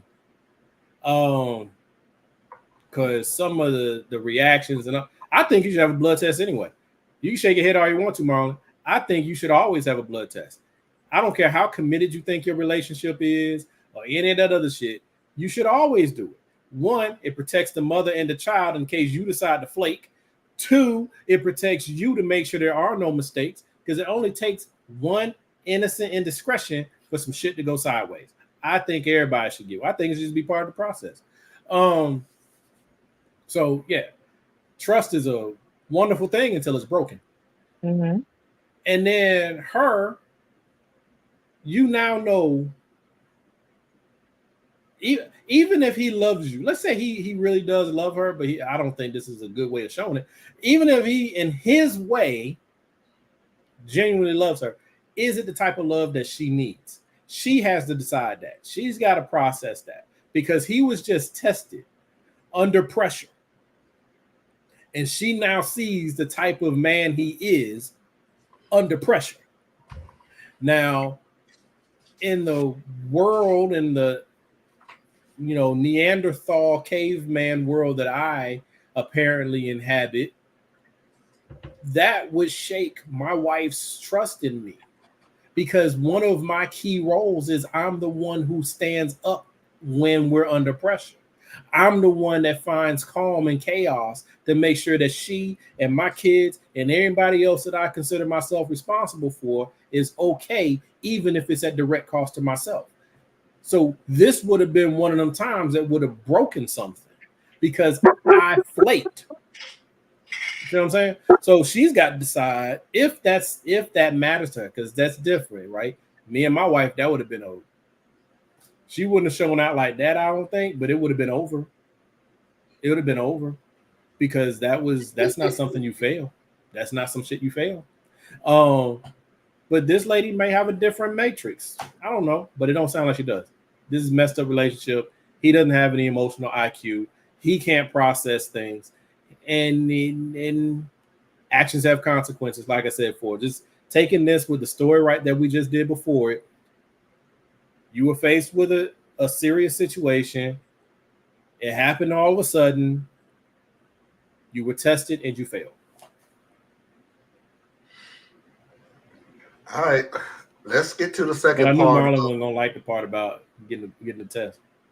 No, I agree and disagree because of what you said and how you shook your head so hard. I thought your hair was going to fall off. I did because I would agree with you that I also do believe that should be a standard thing to be done, to have a blood test done. I agree with you. I agree wholeheartedly with you. But how you put it was, this looks strange. bruh, you need to get a drug test. Yeah, bruh. And that's the part is like, you add it to, there may be something going on instead of, well, no, I just need to support. And old boy wasn't there. He already missed the support piece. He already missed it. So now he's dealing with, there's a man in the delivery room. See, first of all, it's hard to get in the delivery room. So there is a man in the delivery room holding my wife's hand. And I don't know why he got there that fast and he is in that room. It doesn't matter. He's 10 minutes away. Why would it take long? Marlon. He's 10 minutes away. Yeah, okay, cool. He found that out. But I am saying you're using like the logic of the entire story. I've already agreed with you as far as how the entire story rolls.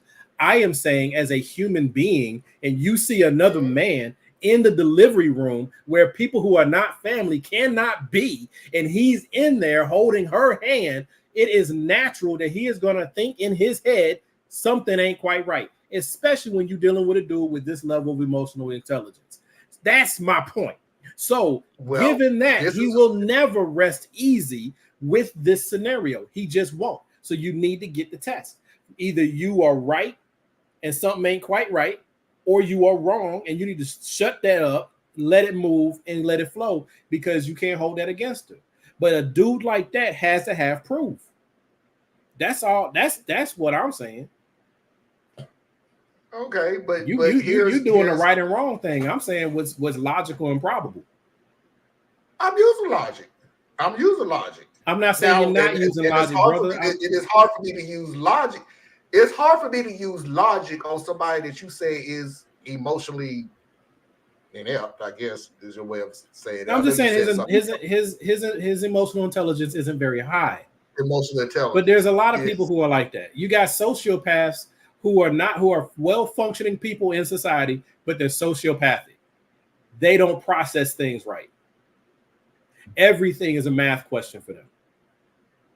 So there's just a lot of things that could be in there. Now I'm just throwing shit into the story. But I'm saying there's a lot of things that could be going on. I'm not concerned about the right and the wrong of it at this moment because we've already agreed with what was wrong. Like we already agreed there. Now I'm just saying, okay, how about this? Let's assume, I'm gonna throw an assumption in here, that not only does he have low emotional intelligence, but he's also a very jealous and violent man. Best way to protect her is to start taking the proverbial bullets out the gun.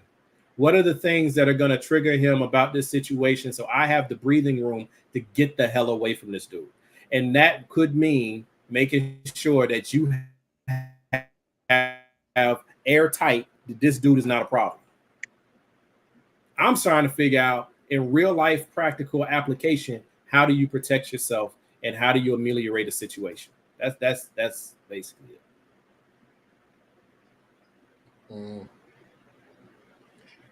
All right, let's go ahead and get to the second part of the story then. There's more? Okay. And There's more.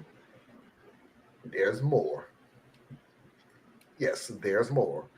And the second part of the story is from the wife's point of view.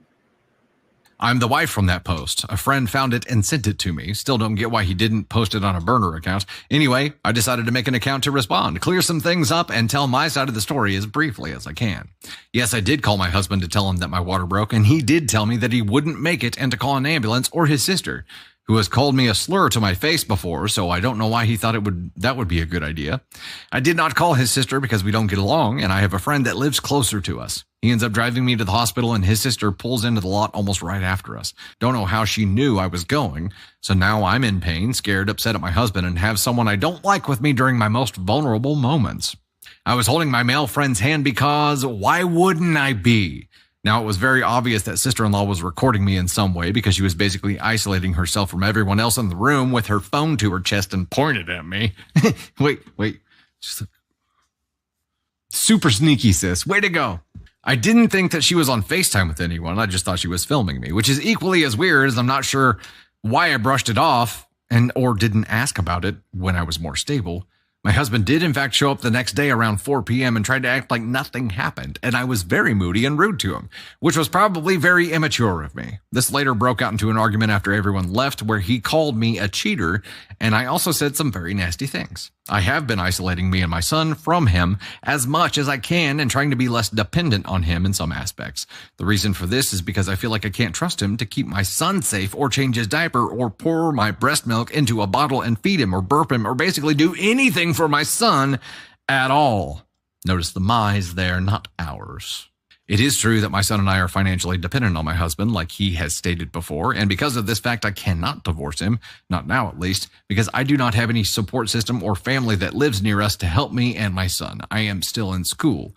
I know staying for the kids isn't healthy, but my family has recommended that I stay for the sake of my schooling and my son's happiness. My husband has stated many times that he apologized, but these, quote, apologies were just along the lines of, "I'm sorry, will you stop being angry now?" That's a brozo apology. Like that's like the brozo apology. "I'm sorry, will you stop being angry now?" "I'm sorry, are we okay now?" No, I am not sleeping with my male friend. We've been friends since second grade, and there's never been anything romantic or sexual between us. Please don't mind my spelling or grammar. English is not my first language, nor am I from an English-speaking country, and this was also rushed. Feel free to ask any questions because I tend to leave details out. This whole thing feels as unreal as it sounds, LOL. Also, a nurse never came back with the baby after the argument. That's not even how it works.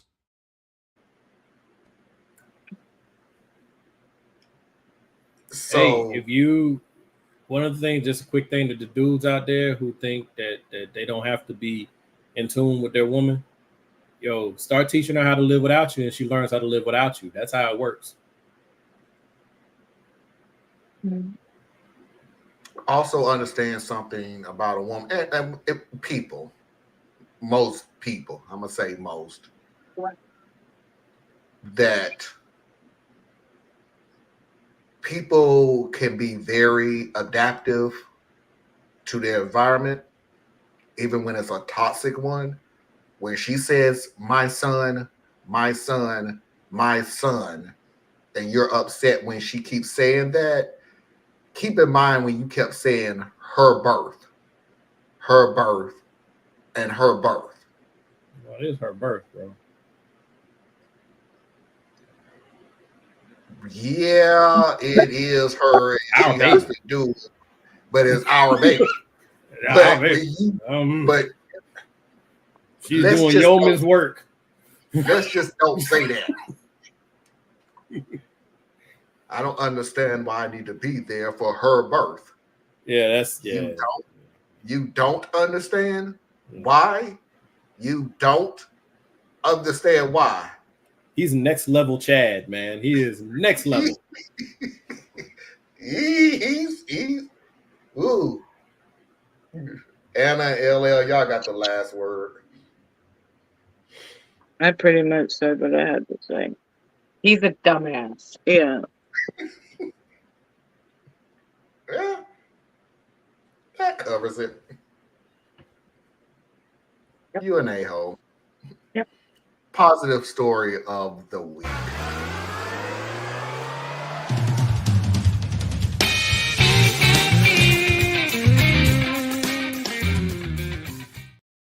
Bring it.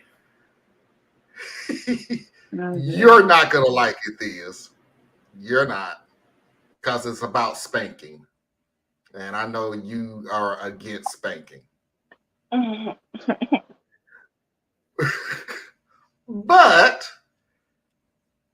don't Wait, mute we talking yourself about in this spanking, topic. like disciplinary spanking, Children, or discipline, discipline, children. Oh, okay, because I mean the music for the positive story could make Yeah. you think it could be the other spanking. There was a double entendre here. Yes, I get it. Yes, we all know But you there's want a to talk twist. about consensual adult spanking. We know. I'd much rather talk about that one than the discipline. Let's talk about sex, baby. Let's talk about you and me. But this has a twist to it because it's not directly about spanking. It's actually how you stop from being spanked. My mother has always been fond of physical punishment. She's a pusher, slapper, hit with random objects, and a spanker. I got spanked for a lot of things I did and things that she perceived that I did. She spanked me well into being a teenager as well. I was 16 or 17 at the time of this story, and my wet towel from showering was on my bed. My mother always lost her mind over me not hanging a towel properly, and frankly, this was a mistake that I made often. She came in while I was dressing, saw the towel, and she immediately grabbed me, spun me around, and started spanking. I don't know what happened, but it was like the devil took over. Instead of crying out in pain, I said, "Oh, oh." She was confused and asked, "What sort of smartass response was that?" My response, "After so many spankings, I was wondering when I would start to enjoy it." She looked horrified and left my room, but I called down the hallway, "Come back! We can take our relationship to the next level!" I was never spanked again. All right. Apparently, this is a common response from smart aleck kids because we have this story from Mathander. I used to get spanked as a kid. When I was around 8, my brother, who's 6 years older than me, told me to do this the next time that I was spanked. The time came, Dad put me over the knee and gave me a spanking, and I shouted, "Harder, Daddy, harder!" I was never spanked again. I had no idea why it worked, and it wasn't until years later that I remembered the whole incident and just couldn't stop laughing. Then this story from Iron Daddy, which feels appropriate. So my dad threatened to spank me at the dinner table when I was 14, and to be honest, I probably deserved it. I stared at him and said, "Only if you wear something sexy." My mom and sister just lost it. My dad tried to stay angry for a few more seconds before he started laughing too. Many years later, we still laugh our butts off about this.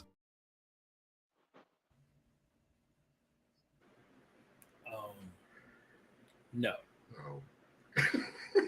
And no. And yeah. That's hilarious.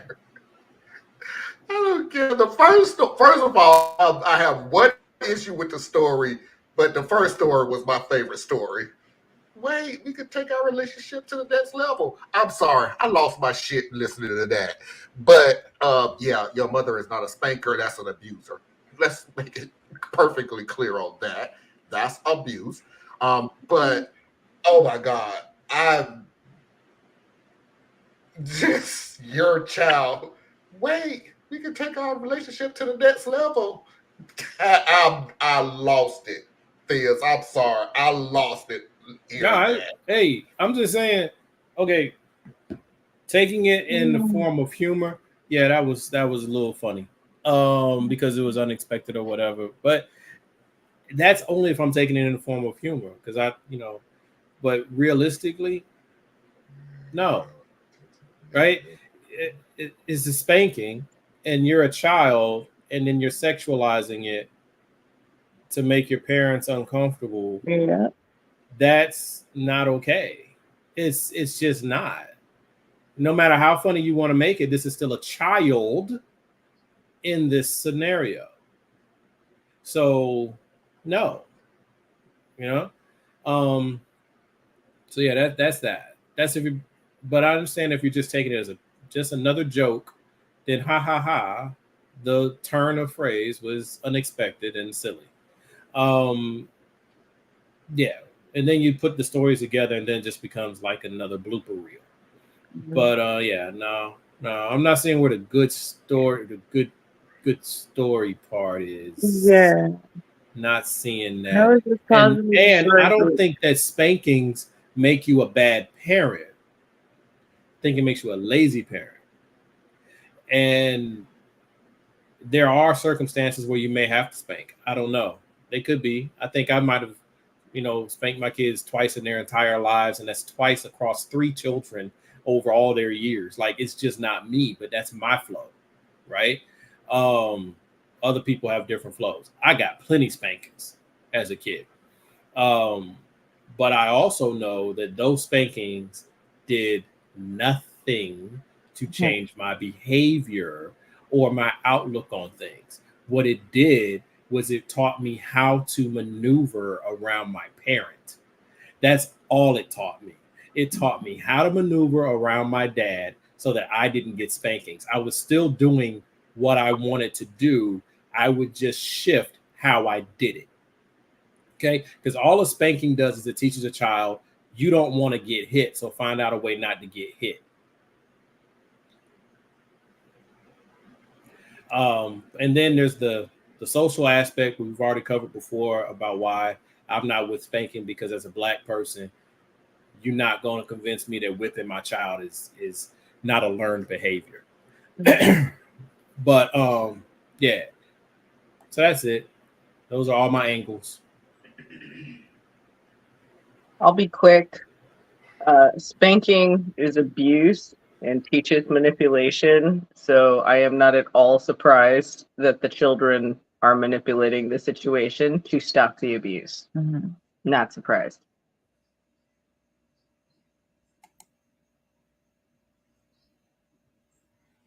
Yeah.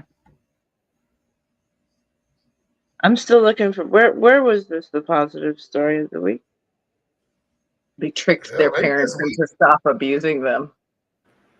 Yeah, I guess we can go with that one, LL, because that's about as far as I can. Okay. You know, I guess it's just a ha-ha, but it's an inappropriate ha-ha, you know? But it's the parents that are inappropriate. Well, I think the whole thing's inappropriate. The parents are inappropriate because you should talk to your children. How do you hold the children to a higher standard than the abusive parents? I didn't say higher. But like I just don't see a point in saying that the children's behavior is inappropriate. They're, like you said, they're children. The parents are the ones being inappropriate. They just found a workaround. That's actually really mature if you consider their development. I don't know. I think that one right there is kind of a little bit of projection that we would use to do that. But I agree with you as far as the issue is the parent. The parent is the one who is, one, in control, two, in authority. So, yeah. But for me to say that somebody is wrong does not automatically make the other person right. That's not how I process things. But absolutely, the weight is on the parent. You're saying the kids are dealing with their abuse wrong? Okay, so don't play with my words. I'm asking. It's a question. Oh, that's not what I said. And that's not what I'm saying. If you go back to what I said about the sexualization of the story, that's where I'm saying I don't like. Okay? You're saying that it's just a tactic that was used to get out of the situation. And I'm not arguing with you on that. I am saying that the sexualization of the situation, I don't like. But that's fine. But when we're talking about something about abuse, please don't, not with me. That's not. I'm asking because it's like kids sexualize dumb shit. So for them to say like, oh, this might really embarrass the shit out of my abuser to the point where they stop, that's mature. They're not fighting. They're not calling the cops. Okay. And they know it won't work. Accept your interpretation of the situation. But you said wrong, and that's why I'm confused. Did I just said I accept your interpretation of the situation. That's not what I said before. I don't care. Though. I said I accept your interpretation of the situation. That's not what I said before, though. I'm done. And that's really disrespectful to change the subject because you don't know how to answer a question. I didn't change the subject. I answered your question. So, now I'm so, giving so you let me just rephrase the question. I am curious as to why you think it is wrong for an underdeveloped brain to come up with a sexual solution when teenage boys often sexualize, I don't know, a baseball and a stick, for example. So to say, I'm going to use this tactic to get out of abuse, how is that wrong when they are the victim of abuse? Because you said that is wrong. You said the sexualization what I'm is saying. wrong. I was clear about what I'm saying. I've even agreed with the premise of what you're saying, and yet it's not going to be enough for you until I use your words to agree with you. It's not going to happen because I've already agreed with the premise. Still asking for clarification, and you can't. So I understand that that's frustrating that you can't clarify, even though I'm asking a question. I'm not going to say more than what I have on that. But I disagree with saying that a child is wrong for handling abuse in any way. In any way, I disagree. All right. Okay.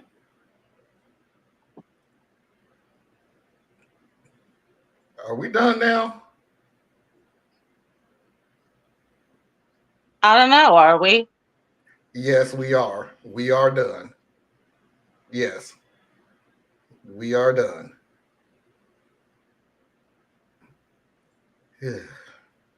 Real or nah?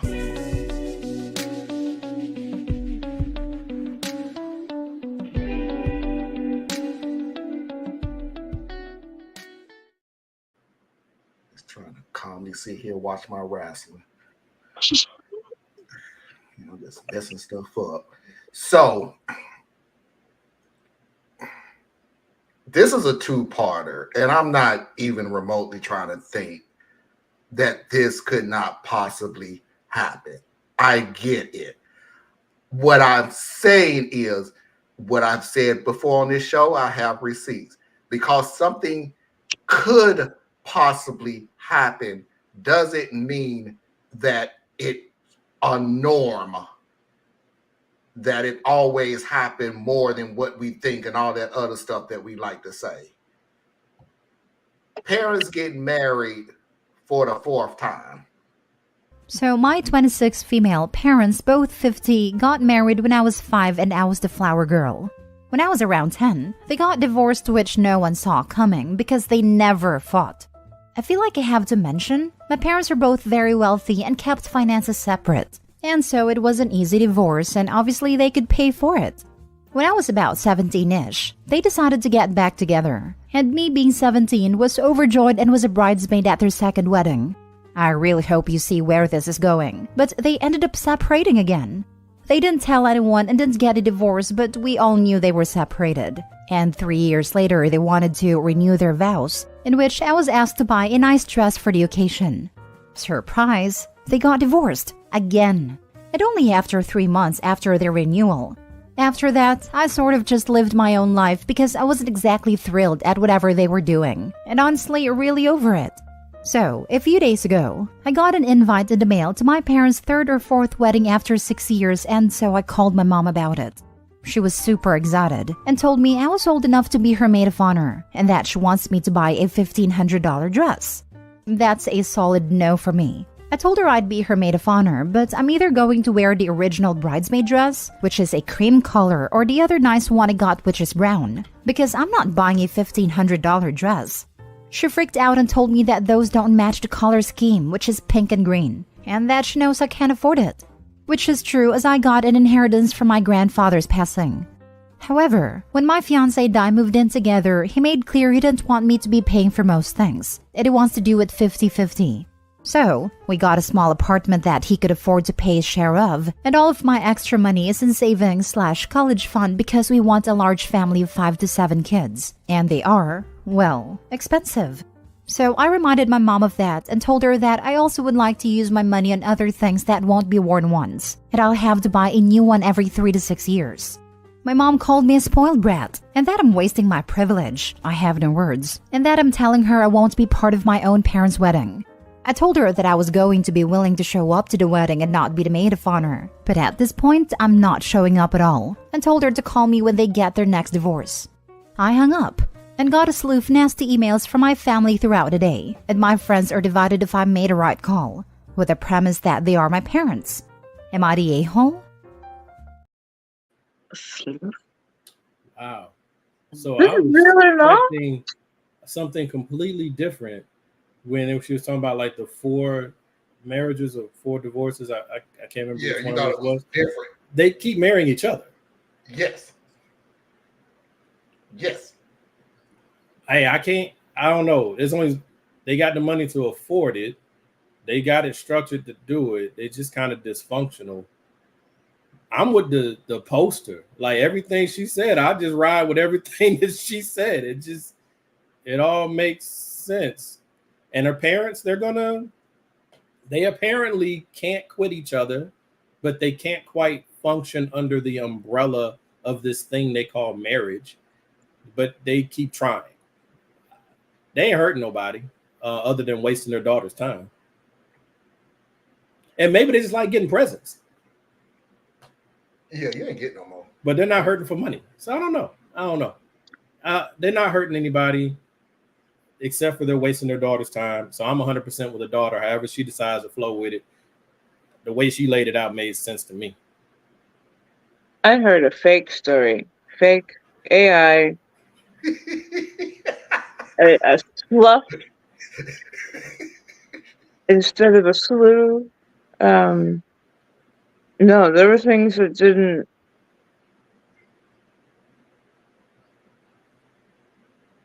even add up.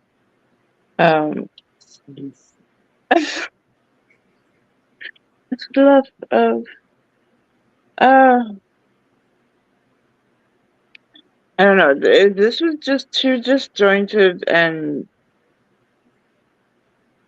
when we're trying to figure out yes or no, there's usually a common thread to the story that you can grasp a hold of. There wasn't to this one.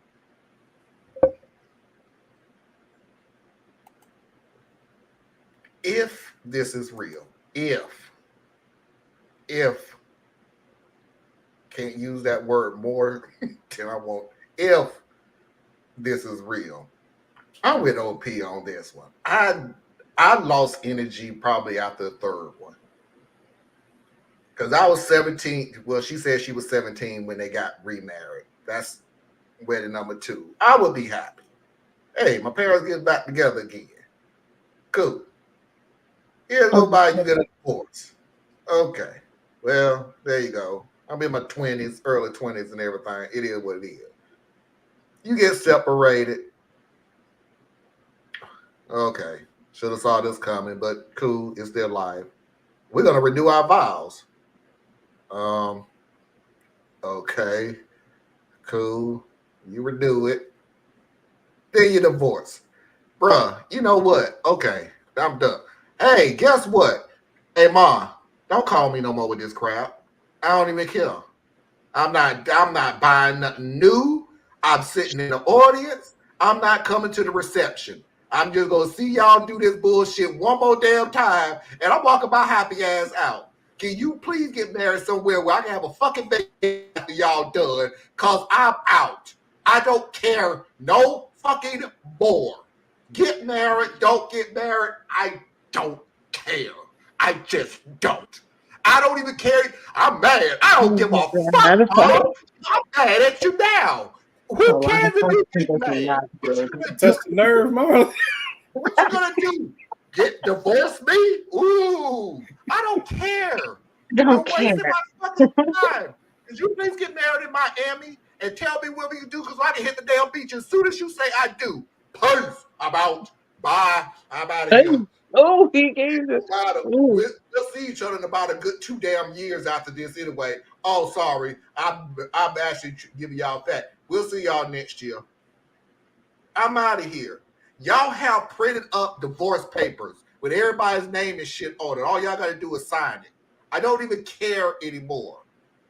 Y'all get divorces the same way as my vacations. So can we match the two? So we can save time and energy and money. Mm-hmm.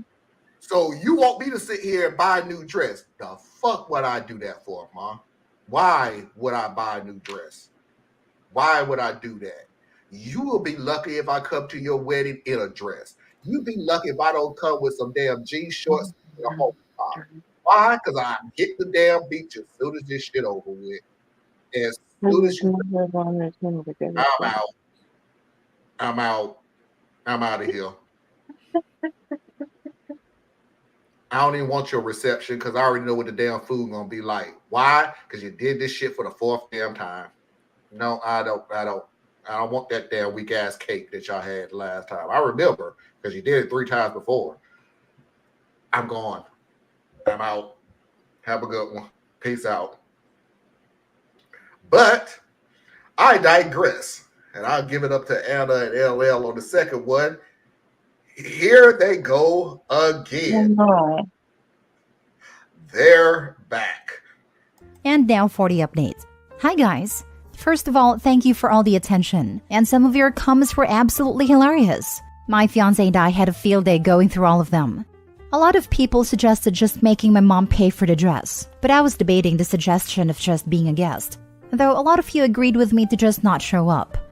I ended up calling my mom and was going to make a decision with however it went. She started off the conversation that she didn't need me to be part of the wedding party because her and my dad were having trouble having the best people, meaning no one will do it again, lol. So they were going to scratch that part of the wedding and it was all about them anyway. So I told them I was coming as a guest, and after, I made plans with my cousin to give me a lift, so I wasn't spending a single cent on going to their wedding. Now, my fiance and I go over to their house for dinner once a month, so we went over there Saturday. As I mentioned before in a comment or two, my fiance grew up financially insecure, and so I struggle with convincing him to do something nice for himself once in a while. I did, however, just convince him to spend part of our savings to do a really nice honeymoon in Greece since we are doing a small wedding. It took some pulling of teeth, but he now won't stop getting travel books and researching, and it makes me so happy to see him excited about this. It was a fairly pleasant dinner until my own wedding planning came up. I told him that we were pretty much set with the wedding, but we were having out details on Greece. My mom got visibly upset and excused herself and my dad followed. I was pretty confused, but they came back and my dad calmly explained that my mom feels very hurt, that I'd be willing to spend thousands of dollars on my honeymoon, but wouldn't shell out money for their wedding. I was pretty dumbfounded and said, well, we are willing to have an expense on the honeymoon because we are only getting married once. So yeah, I got kicked out of the house and uninvited from the wedding. Not super torn up about it. And this is now my fiance's favorite story to tell. Happy holidays, y'all!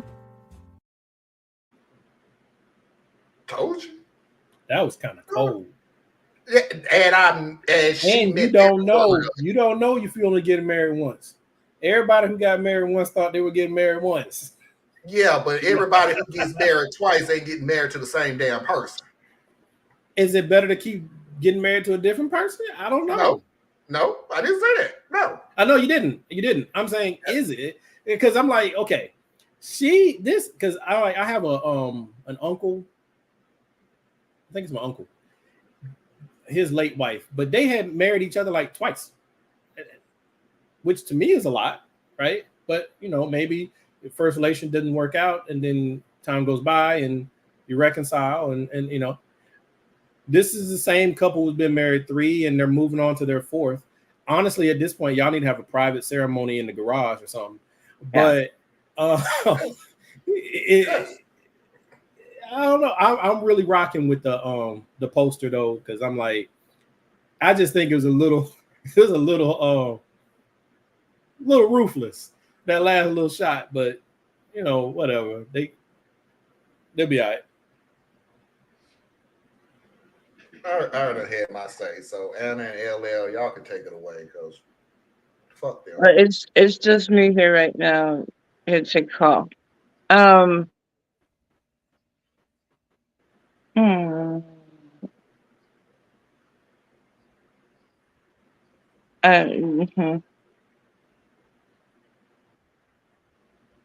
It's like getting married is a part of your being married. Okay. Does that give you the right to expect people shell out thousands of dollars for a dress for your 4th wedding? No.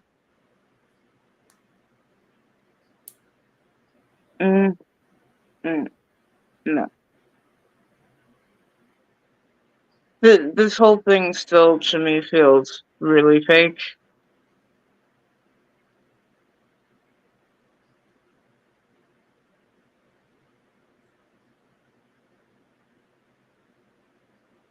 I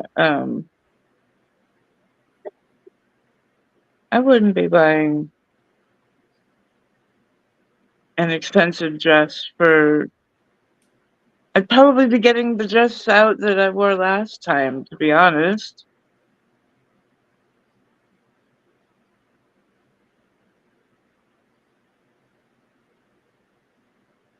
I don't know. This whole story was weird. Why don't y'all get married in Greece? That way I can save money. Go to a Since I'm already different country. There you go. Yeah. Talking about the parents? Yeah, get married in Greece. I think they're addicted to having the party. They're Like some people just love. Yeah. There are people, and this is what messes me up. It is no different than, if you think about it, they're no different than people who have multiple weddings, who gets married multiple times. They are addicted to the wedding. They're not addicted to the marriage. They like the ceremony. They don't like what happens afterwards, after the lights are turned off. So, yeah. And these two just figured, why should we learn new people and get into a new relationship? We already know each other. We what's the point? So we could do a wedding over and over again. I'm with OP just saying, since our honeymoon is in Greece, and since you want to get married, why don't you get married in Greece? So that way, as soon as you say I do, I can leave. I'm already here on my honeymoon. 2 for 1. LL, you got the last word. Not here. Oh. Sorry, their partner called. Okay. Mafia video of the week.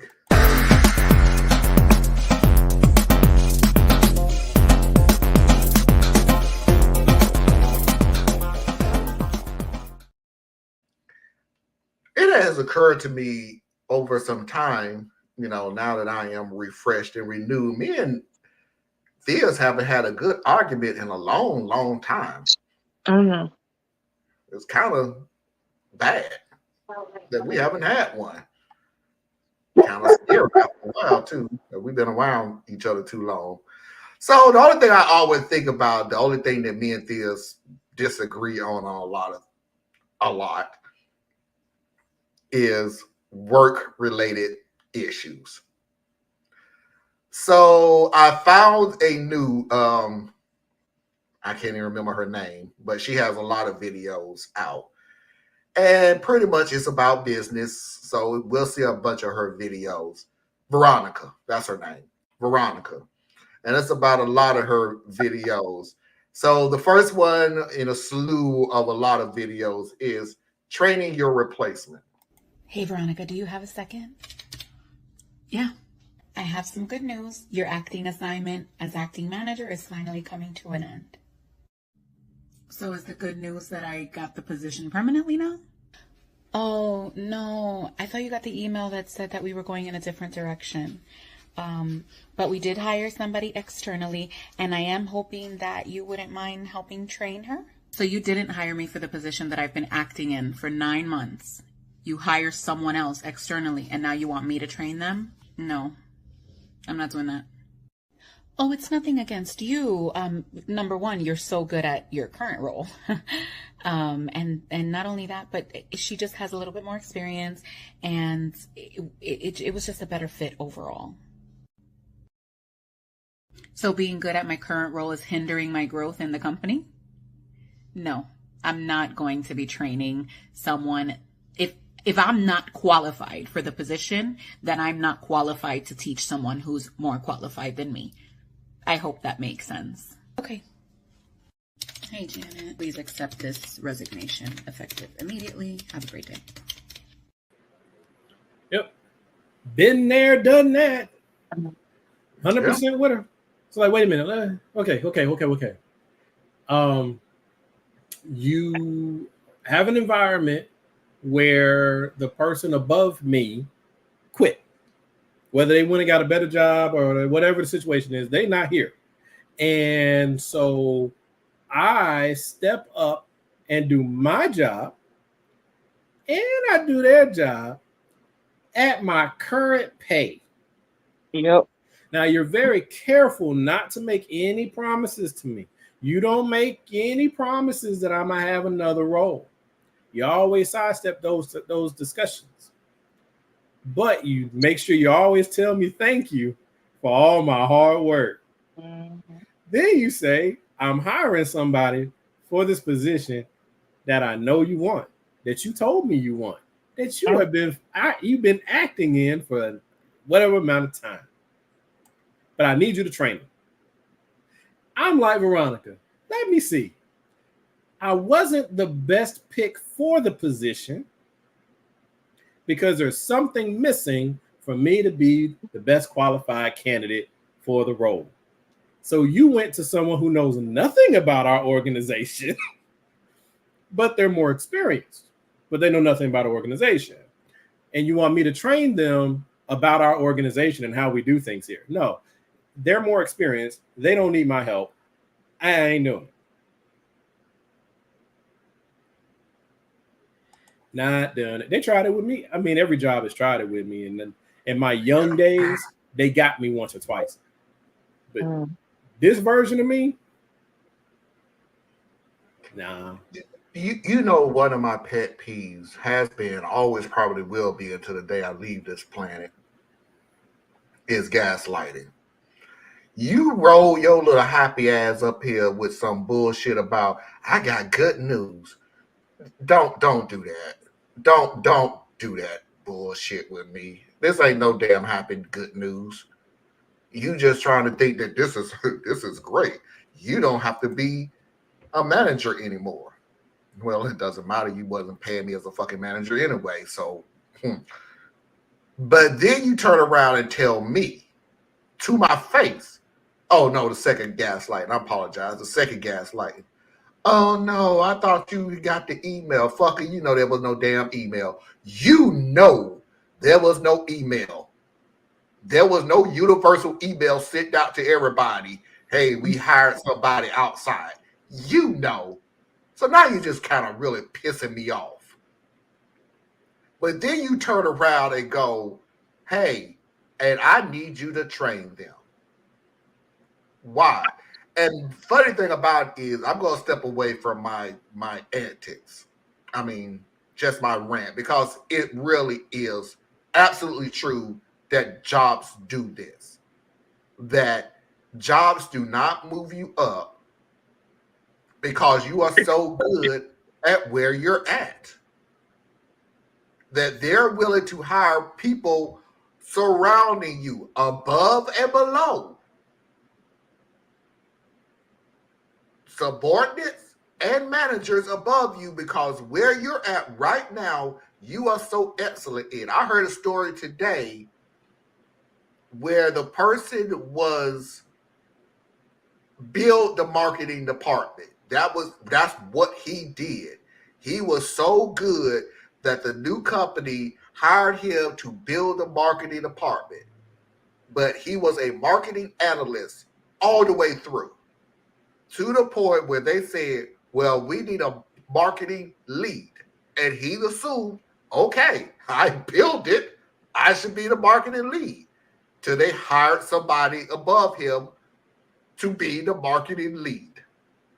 And he could not understand what it was. Long story short, he quit. He got another job. He moved on. But he did ask his manager, what was it that did not allow me to move on?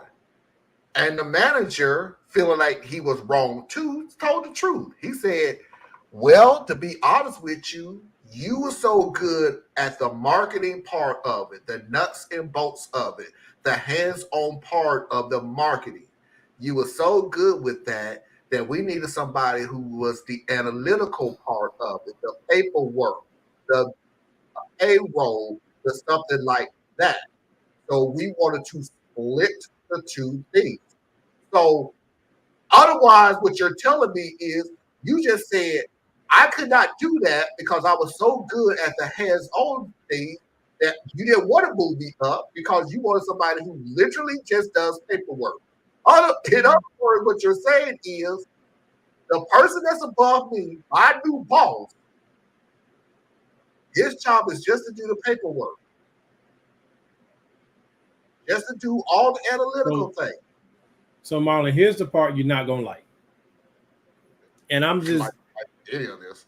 Right. So because here we gonna get the fight that you were itching for.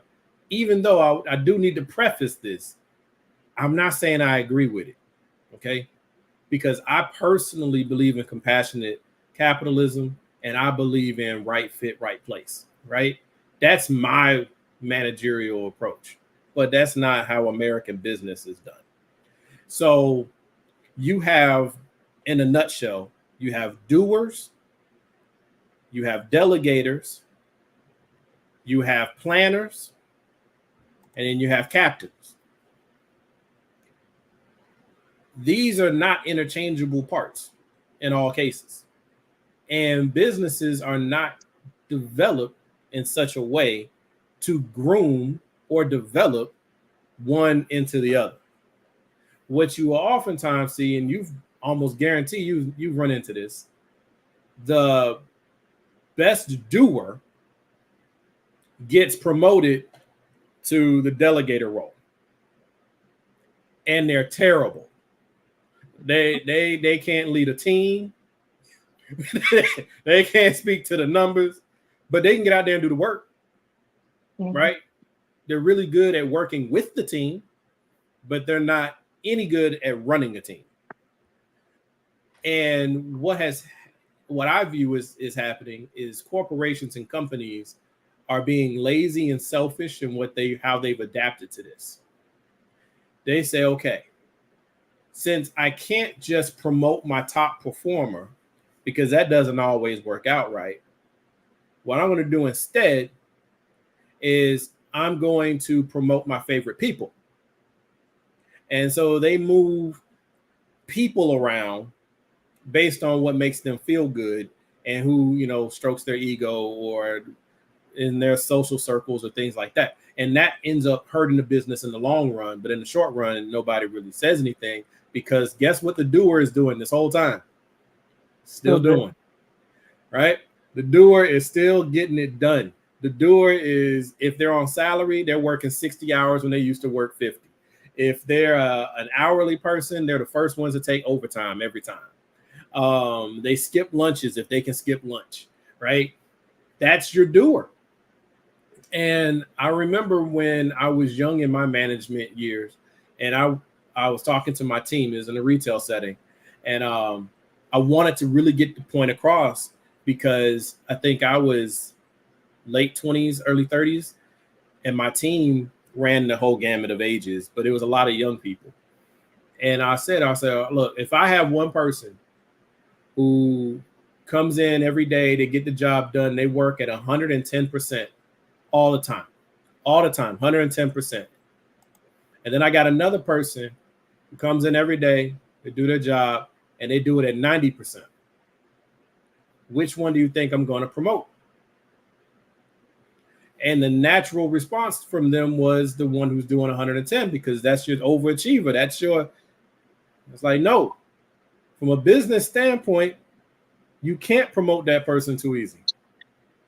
See, when you hire someone or you promote someone, you are factoring in there's going to be a certain period of time where they're not producing. Okay. They're not up to speed. They're going to, whether it's 90 days or a year, depending upon the job that you're in, you're really not making the company any money. You're actually costing the money because you're not efficient yet. So what these companies do is I'm going to take the 90% and I'm going to promote that one because that one knows enough of the job that if I duplicate that person, I still get a B, right? The 90 will drop off to an 80, for example. I still have a strong performer. This person can create another strong performer. But somebody who's running at 110%, I need two people to replace that person.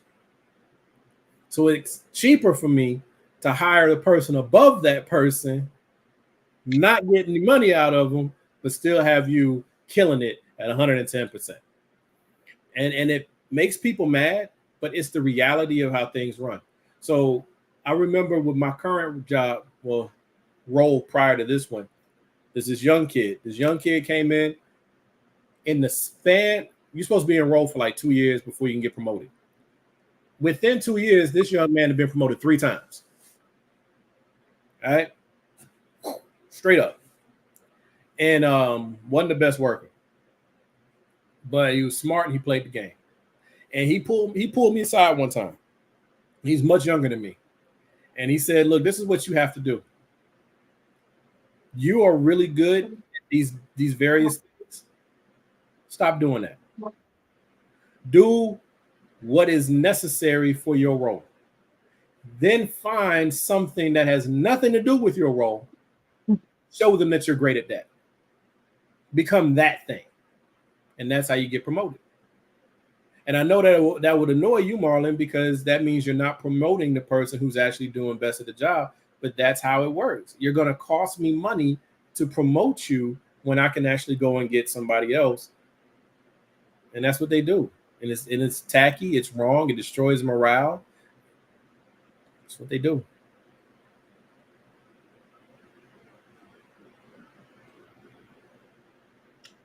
I know you're right. I just don't want you to be. Mhm. I know that business is bottom line. Just made that up. Business is bottom line. Like, by far is what's going to get them the most capital, the most money, however you want to say it. You know, street is going to be what's the most money. You know, corporate, what's the most capital? So whatever, the words change, but it's the same freaking thing.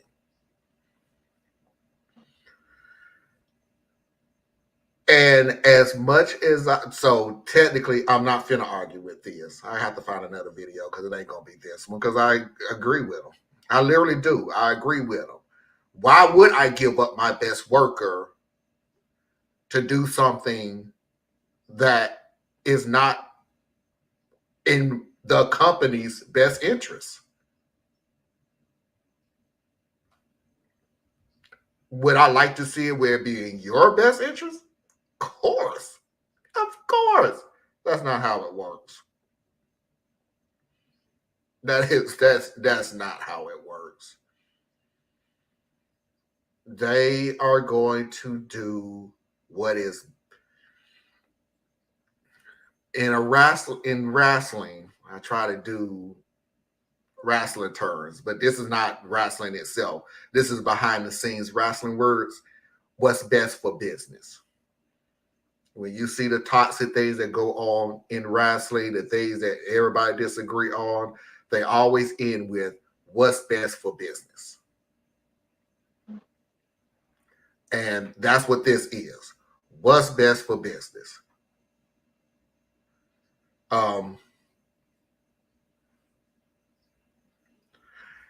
It's just funny to me, the story I was telling you about the guy who was the go-getter and everything, and they hired somebody above them. It was just amazing to me that when he went to management and told them, hey, I'm leaving, because he did get another job, and he got another job in marketing lead. And the funny thing about it is, then they come back and go, I can't believe it. You're being disrespectful. You're being disloyal. I don't care. You're leaving us in a really bad spot. You're leaving. I want everybody to understand that if we're going to play this game, the game that's been played since business was evolved, let's play it on a Equal playing field. It's never will, but this is my dream. This is my pipe dream, okay? You want to play the game of doing what's best for business, then understand I'm going to play the game what's best for me. If we're going to have that understanding, cool. If you're going to do it what's best for your business, cool. Got you. If I say I'm going to leave for a better thing, please don't roll up on me talking about the disloyal. Really? But the thing about it, Marlon, is that the game you're going to play? We're not family. You said it for a long time, we family, but we're not family. Hey, we gave you pizza.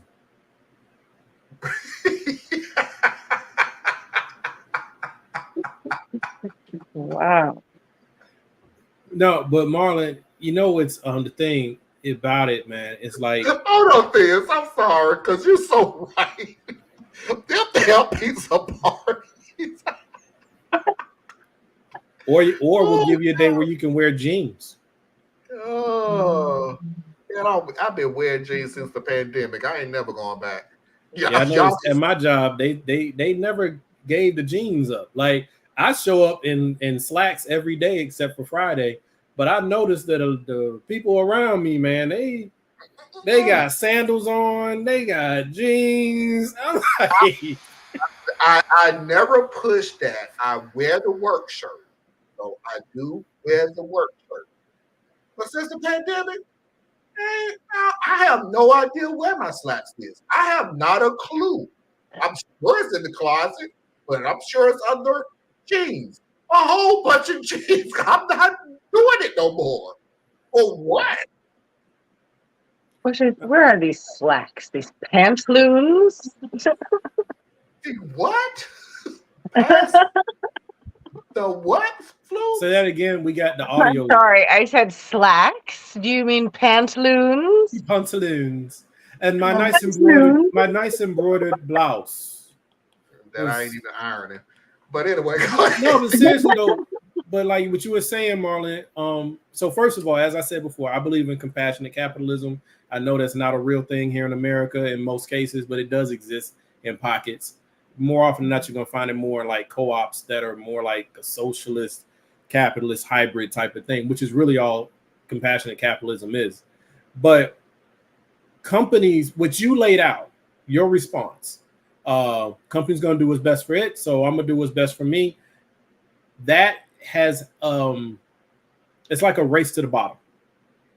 It's a natural response, and it's the response that we're in. But it's a race to the bottom. The labor loses that fight. Because that's how you end up with this gig economy that we deal with, where now you're piecing together a living and you're not getting any benefits. And then the cost of benefits are still going up because they're punishing you for not getting them through an employer. And then the employer is not giving you as good a plan as he used to because they don't have to. And it's this circle down the drain. But I think a big part of why it's like this is because America over the last 50 years shifted from a production economy to a service economy to now we are just a financial economy. That's what we are. The most wealth that's generated in America are by financiers. It's the business of making money off of money. That's what America does now. That's his number one thing. So when you do that, you become beholden to the stock market, which means you're beholden to stockholders, which means you are trapped in a quarterly business cycle. You are only as good as your last quarter. And in the before times, businesses could do long-term capital ventures. They could decide, 2024, we're going to do a lot of system upgrades and a lot of things like this, which means we're going to run into the red a little bit so that we bounce back that much stronger in 2025, 2026, right? And you can do that if you're running on a 2-year, 5-year, 10-year plan. But these businesses now are running on 90-day cycles.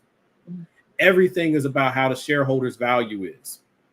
And if you listen to the news, that's all you hear. Shareholder value. That's the terms you hear.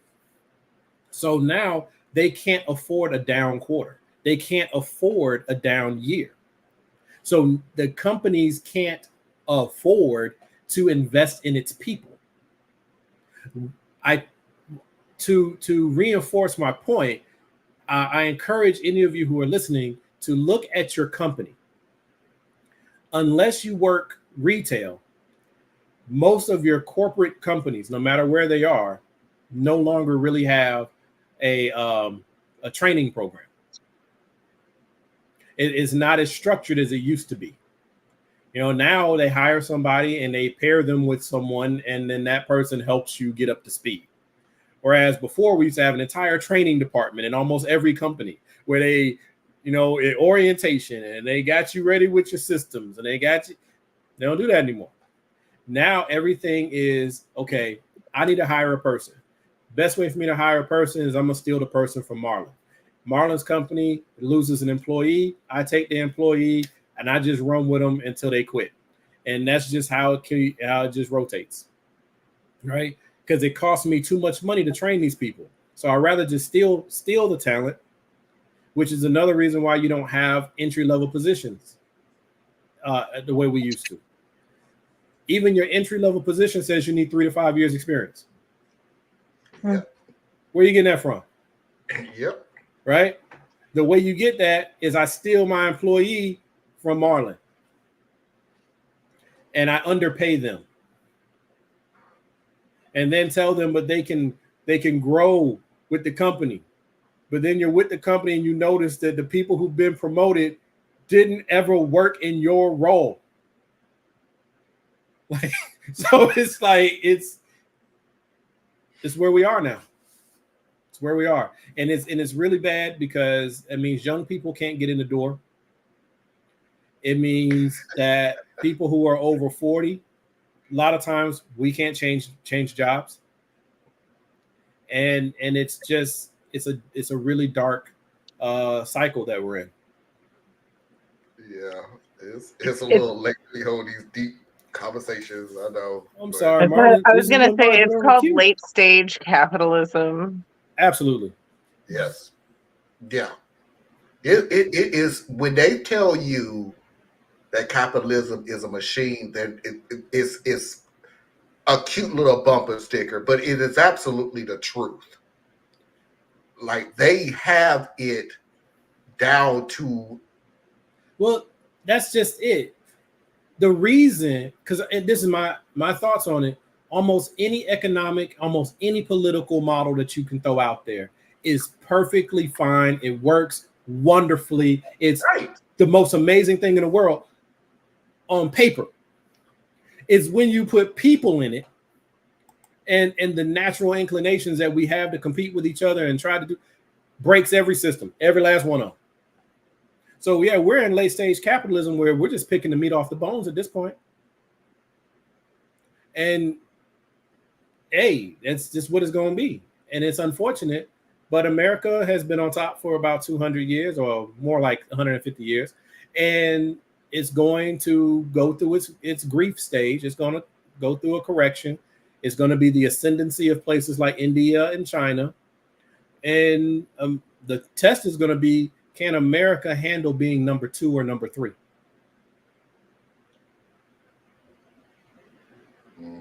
Because we're not educating our children like we used to. We're not investing in our children like we used to. We're not investing in our seniors. We're not investing in our workers. We're making it so you can't buy a house to live in. We're making it so you can't buy a car to drive in. We're making it, you know what I'm saying? America is not investing in itself. America is literally making withdrawals from its account and putting nothing back in.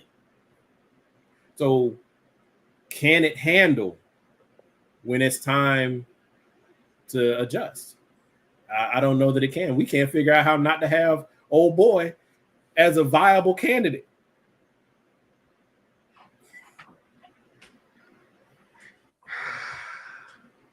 Foxy's videos of the week.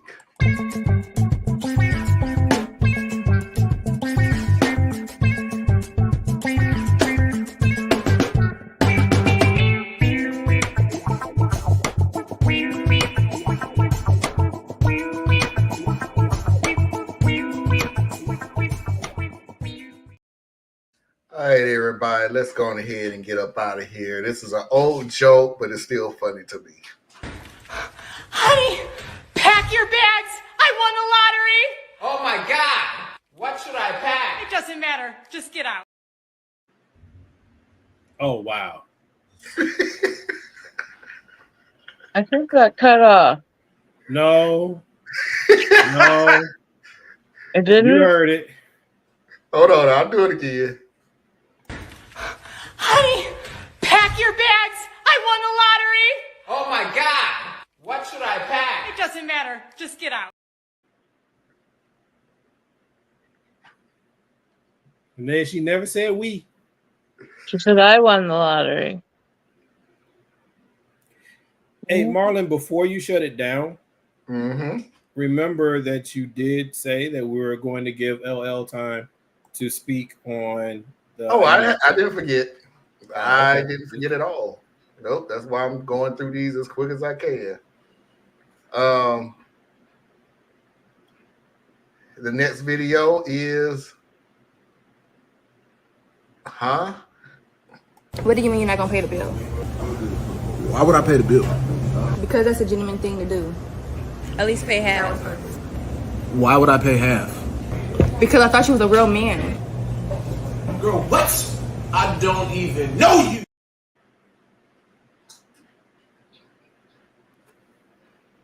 All right, I'm sorry. I got to be serious. Sitting at the same table. Yeah, I got to be serious on this one. Because on the surface, this is funny. Right? But it feeds into the constant attacks by dudes. It's a gender war. It just feeds into the gender war so hard. It's tearing people apart, bro. Right? I don't like that part. But it is funny, though. Because, like, you think that they had on a date, but shift the camera angle. And, yeah. But, yeah, that's... Yeah, but she took it to a whole nother level. She just saw another dude and went, "Hey, you a man." And unfortunately, that's the angle most people are going to take from this. They're only going to look at it from her side of being like entitled and whatever, because that's the joke. That's the joke. But there's another level to this. It's also attacking women because you're painting women as being that. It feeds into that what's that term? It's like it's this hyper masculine thing that's going on, where it's like all women are gold diggers and all women are after your money and all women blah blah blah blah. It's that, right? It's feeding into that. So that's the part that concerns me. But on the surface level, yeah, I think it's cute. All right. Last video of the night before we get into our discussion. I don't care how cute you are. If you laugh like this, I'm out. Uncle, I can't. I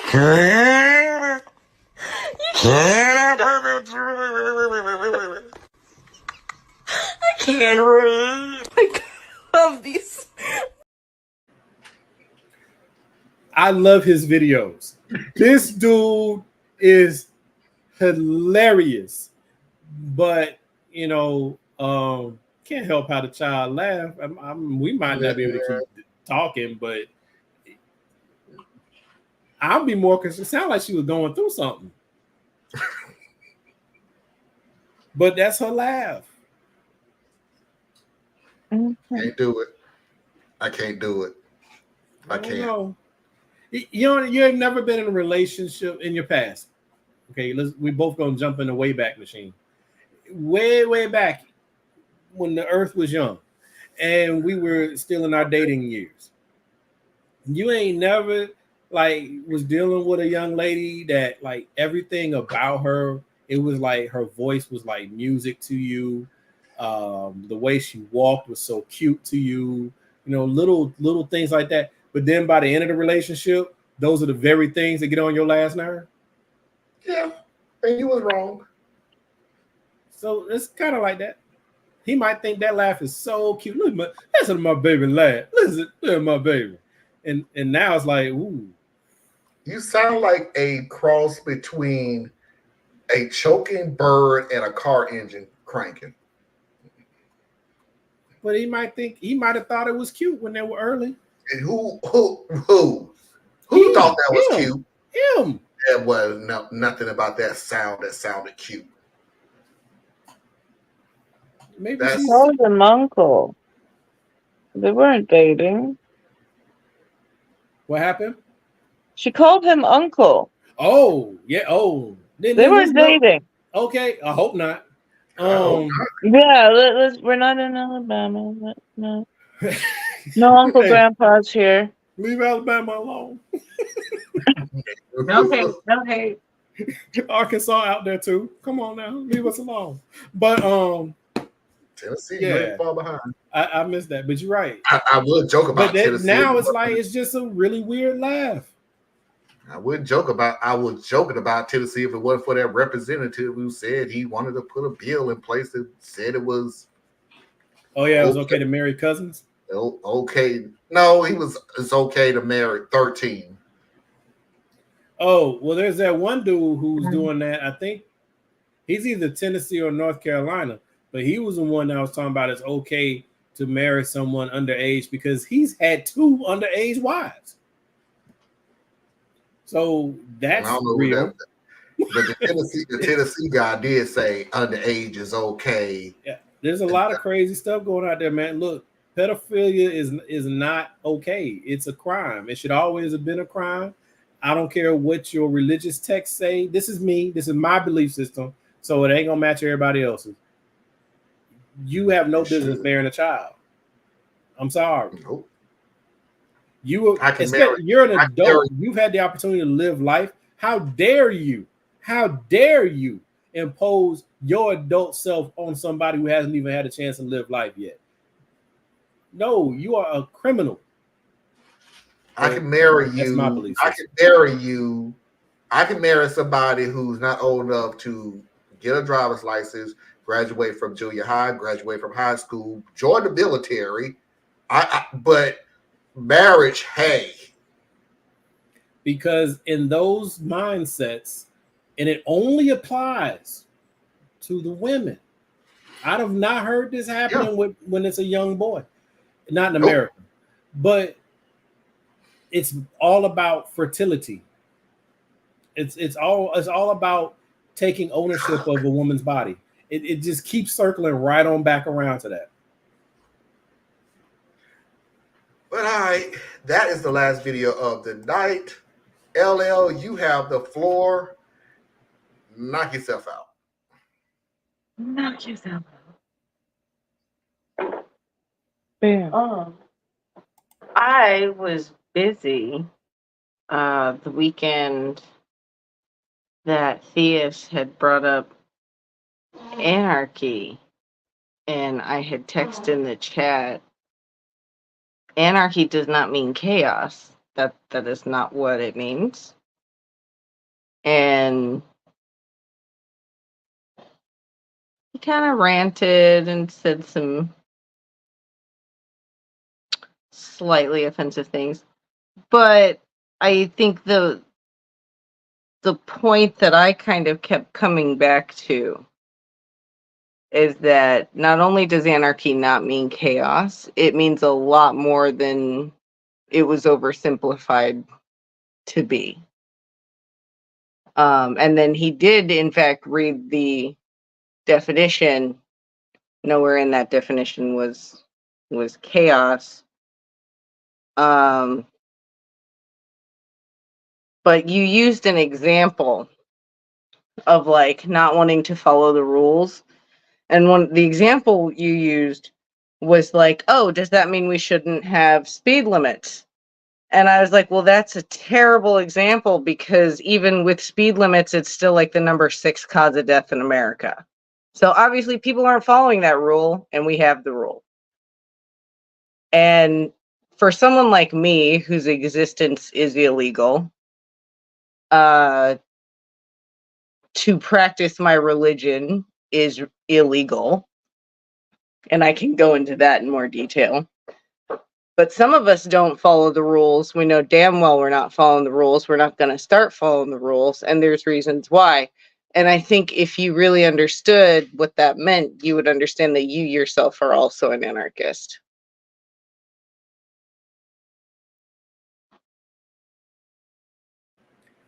Honestly, I'm here to listen because I don't spend a lot of time in the world of anarchy, especially not in the way that you were explaining that I'm misinterpreting. So I'm just here to learn as much as you're willing to share.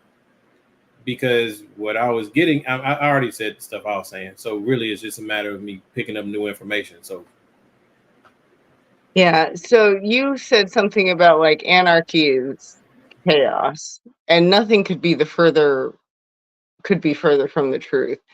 Anarchy means I'm not calling the cops because we're gonna deal with this, whatever it is. The kid comes and graffitis my barn. I'm not calling the cops. I'm gonna go talk to that kid's parents. That's an anarchist concept of not calling the government to deal with shit that you can deal with yourself. okay, so we're dealing with a working definition of anarchy different than, because what you just described to me was just community. So Yeah, and that's what I said but I mean, that night is that that you as a community decide how you're going to proceed when you come into problems. That doesn't mean you don't follow rules. That doesn't mean you aren't moral.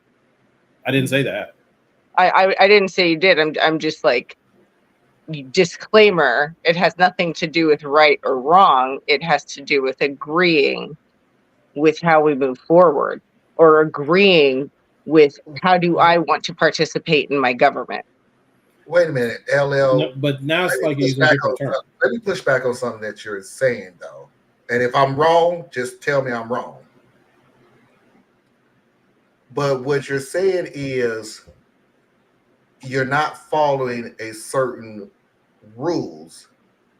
But is that not saying that you have set a different set of rules to live by? And thus it's still rules, but it's the rules you have decided to live by. But isn't it not still rules? It's more about consent than rules. There isn't like a list. You decide how you want to participate, how you are willing to consent, how far you are willing to participate. And if you choose to, because basically we're dealing with custom and culture now. So if you choose to reject the established culture or customs or norms, what now? Because I didn't give you consent to come up with what's standardized across our little community, even if we're not going by an imposed system, right? Like the American government system is an imposed system, right? You get it. It's here. Here are the laws somebody wrote 200 years ago or whatever, and these are the laws. Versus we live in a close-knit community, and because part of what you just explained, I actually agree with. I just wouldn't call it anarchist. I might go even so far as maybe separatist or whatever, but it's before we go and bring an outside force in that we have no control over. Let's take it, in a manner of speaking, let's take it to the elders. Let's take it to my family and your family, since we're the two involved in this situation, and find out where we can have a meeting of minds. But let's say I buck that because I too am anarchistic, or if that's the right term, I don't know. But I don't agree with your standards. I spray painted your barn because I wanted to. All things are for everyone, and I want to do this. Now what? How long does the community let you run around spray painting their shit? What's the community gonna do about it? That's the point. If you don't want to talk to the community, they can still call the cops. Okay, so then they're still relying on this other structure. So I'm not saying you can't have it. I'm not saying you can't have it, and I'm not saying you should overuse it. If we, the community, offer you an alternative and you don't want to take it, that doesn't mean you get to keep running around destroying people's shit. And that's why I said anarchy doesn't mean chaos. Which is where I'm with you to this point. Now I'm saying we're going to take it to the next step because it's how things flow, right? So I am part of the community. I was born into the community. And now I am a teenager or an adult, and I do not want to follow the established norms of this community. I want to spray paint shit, right? I think I have a wonderful artistic talent, and you figure out who I am. You, as an individual, figure out who I am. Let's walk through it just a little bit. What next? Like, you found out it's Thea's. What next? Like, you know, okay, Thea's the knucklehead teenager might not be open to talking, so I might go talk to the kid's parents. And depending on what the kid's parents say, well, this kid's really out of control. There's nothing I can do, blah, blah, blah, blah, blah. Maybe the plan is we do get the police involved because they ain't going to listen. Maybe that is the agreed upon, consented to plan. And where I'm getting at is and like I said, I actually have a social model that I fully agree with that fits what you're describing thus far. Mm-hmm. Where I'm departing a little bit is that there's still the reliance, like the freedom to not be subject to is contingent upon the ability to rely on somebody else's authority. It depends on the kid. It depends on the kid. I think if the kid is open to having a discussion and you can say, hey, this isn't fair because, are you willing to empathize and consider other people? If so, maybe understand you shouldn't be spray painting other people's shit. If not, maybe we do up the ante and get powers greater than our what one little community involved. Just because you have a community doesn't mean you don't have a sheriff's department. I think what's going on is that we have to remember we are in America. So I want you to think American first in major cities, however you want to say it. That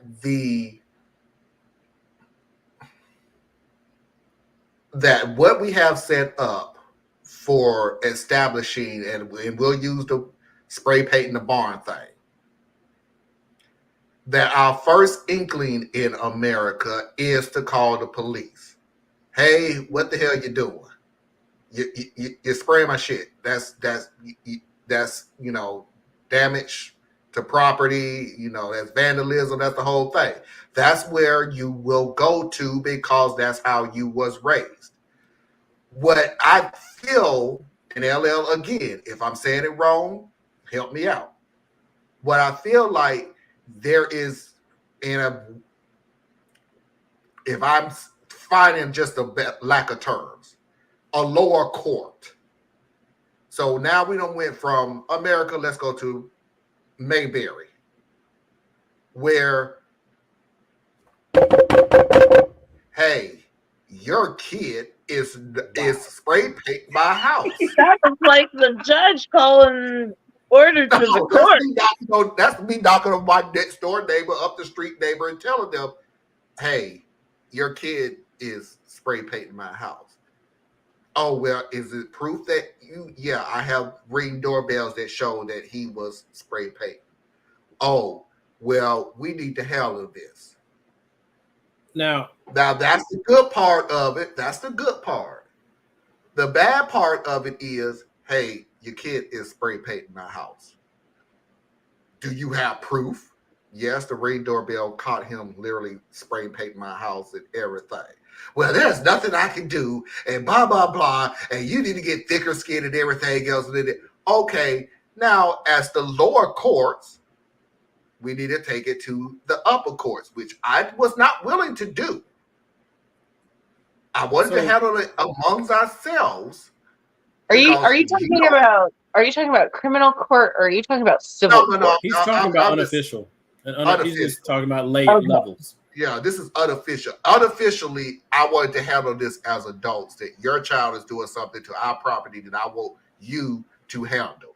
Because I don't like the cops. You don't like the cops. You go to a lot of the small towns, they despise law. No, they don't. Like, No. How much much time you spend in the small towns? I've been in small towns. They do not like the law. They despise the law enforcement. 9 times out of 10, the law is from their own community. They actually have localized authority. No. Lawmen. I'm sorry, not laws. Lawmen, police, cops. No, I follow. But what I'm saying is, I don't know. Anyway, I think a huge break in this is that you can't take this, and Marlon, I'm speaking to you because we're kind of coming from a similar place. You can't take this type of model and impose it onto something that's already existing. It's morally something more that you grow, right? So it's a consent-based model, right? And the legal system is separate. That's its own thing. Here's the thing, though. You have used the term consent multiple times, but where was the consent in this teenage theist that this was what you're doing is wrong? I never agreed to that. I didn't give you my consent to be subject to your interpretations. Where is the consent in the current system? I didn't consent to marijuana being illegal. Not saying that. I am talking just about the anarchist model within the framework that we've worked with so far. The teenage me, I was born into this community. I was a child, so no one was really seeking my opinion on how we run this community. And now you're telling me that I am transgressing because what I'm doing is actually selfish and destructive. And so now you're telling me this, but I'm telling you I never consented to being held to these standards. I never consented to this. So I think the word consent does a lot of work. And I'm not being obtuse on purpose. I'm literally just challenging the thing because, like I said, there's a model. I'll just drop my model, stop referencing. So it's like this. Generally speaking, right? I would love to be able to find like-minded people, buy a whole bunch of land, and start building homes and solar farms and all these things. And we work together to build this community. I'm not going to bore you with some of the details, but we're all there. Now we're on the consent model, right? We're first generation coming in, and we are working together to determine how we want to govern ourselves, right? We're not defying the laws of America. We have been working on defining ourselves for years before we start moving in. Yeah. Well, maybe. So in the context I'm saying, not really. Because remember, I'm the one who is like, if I could move to a Black community of like-minded individuals, who I would be quick to go, because I am very much not at all at ease in what I have had to experience in the dominant white culture in America. So I don't have time to build an entire grassroots organization nationwide. I'm just saying, if a group of people, could be 4 families, 5 families, whatever. Families do this all the time. They do it in Idaho, they do it in Iowa, they do it all over the place, right? Yes. So you go and you establish what in the beginning, everything can be good, right? Because I've game planned my own model out until it broke. Right? So we go, everything's cool. Like we decide, hey, all the houses are slated. I'm just for the ease of discussion. There's 10 families. We all got a mortgage on the house. We all help overpay one house at a time until they're all paid off, because all the equity is shared amongst the community, so that we can use a portion of the community to make sure all the children have college funds to go off to school and things like that. Like everybody is literally working together, but they're also living their individual lives. But the community is built in such a way that resources continually get shared back into the pot for the benefit of the overall community, for expansion, for parks and recreation, whatever it is. Okay, that's wonderful in the beginning, because the 10 families who came together to build this thing agreed. Within 2 generations, you will find fraying in the model, because what you agreed to in 2024 is not what I want to agree to in 2065. And now I'm being labeled as being a problem because I never consented to this model that you built. Like America, if it did what it was supposed to do, would fit much of what LL has kind of shared with us and what I'm kind of talking about. If America actually followed the principles of what it said it was, we'd be good, because you would be fixing the Constitution every couple years. You wouldn't have gerrymandering all over the place. You wouldn't have all your politicians on the take. Your politicians would actually come directly from the community, only serve for 2 to 4 years and go right on back to the community, right? If we didn't break it, it would be just fine. That's my issue. Even with the model of us having the consent, eventually it breaks down. And then we have to start to rely on other structures. Now we're calling the actual police because you just didn't want to toe the line. I don't know if I'm saying it well, but because I know where you're going, and this is something that I said to Foxy the other day. And if America was to do what it claims to do or claim to be doing, okay?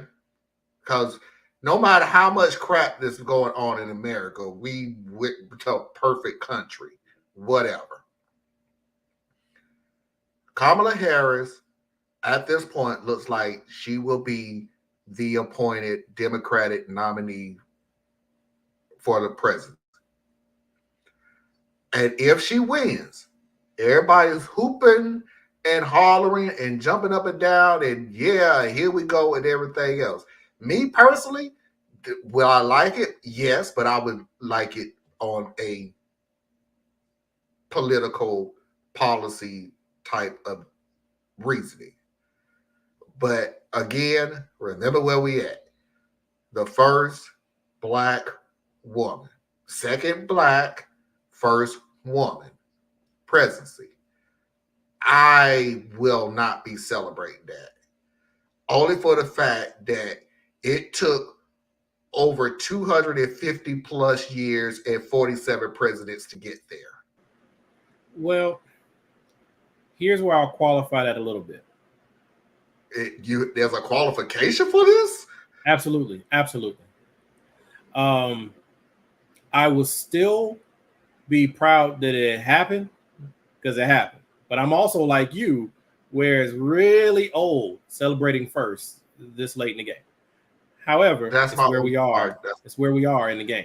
Here's where my issues are. We have a very broken system. If the video I put out earlier today, we have a very broken system, and it's very upsetting. Even though I'm not in some of these camps, it's very upsetting for people like what LL was explaining, who just want to be able to live their lives, not harm anybody else. We work together, or we just don't bother with each other. Or you got people who don't believe in the voting system. They just don't want to vote because nobody's listening to them. Or you got people who would vote, but they know how corrupt and broken the system is. These things are real. And what is annoying me, even though I'm very understanding that where we are is not going to address this, They keep talking past these things like they're not real. This stuff is real, okay? And Kamala Harris is the best possible outcome to a broken system. We can never forget that we were forced to entertain Biden through this entire run. And because we were forced to entertain Biden is the only reason that we are now forced to entertain Kamala Harris.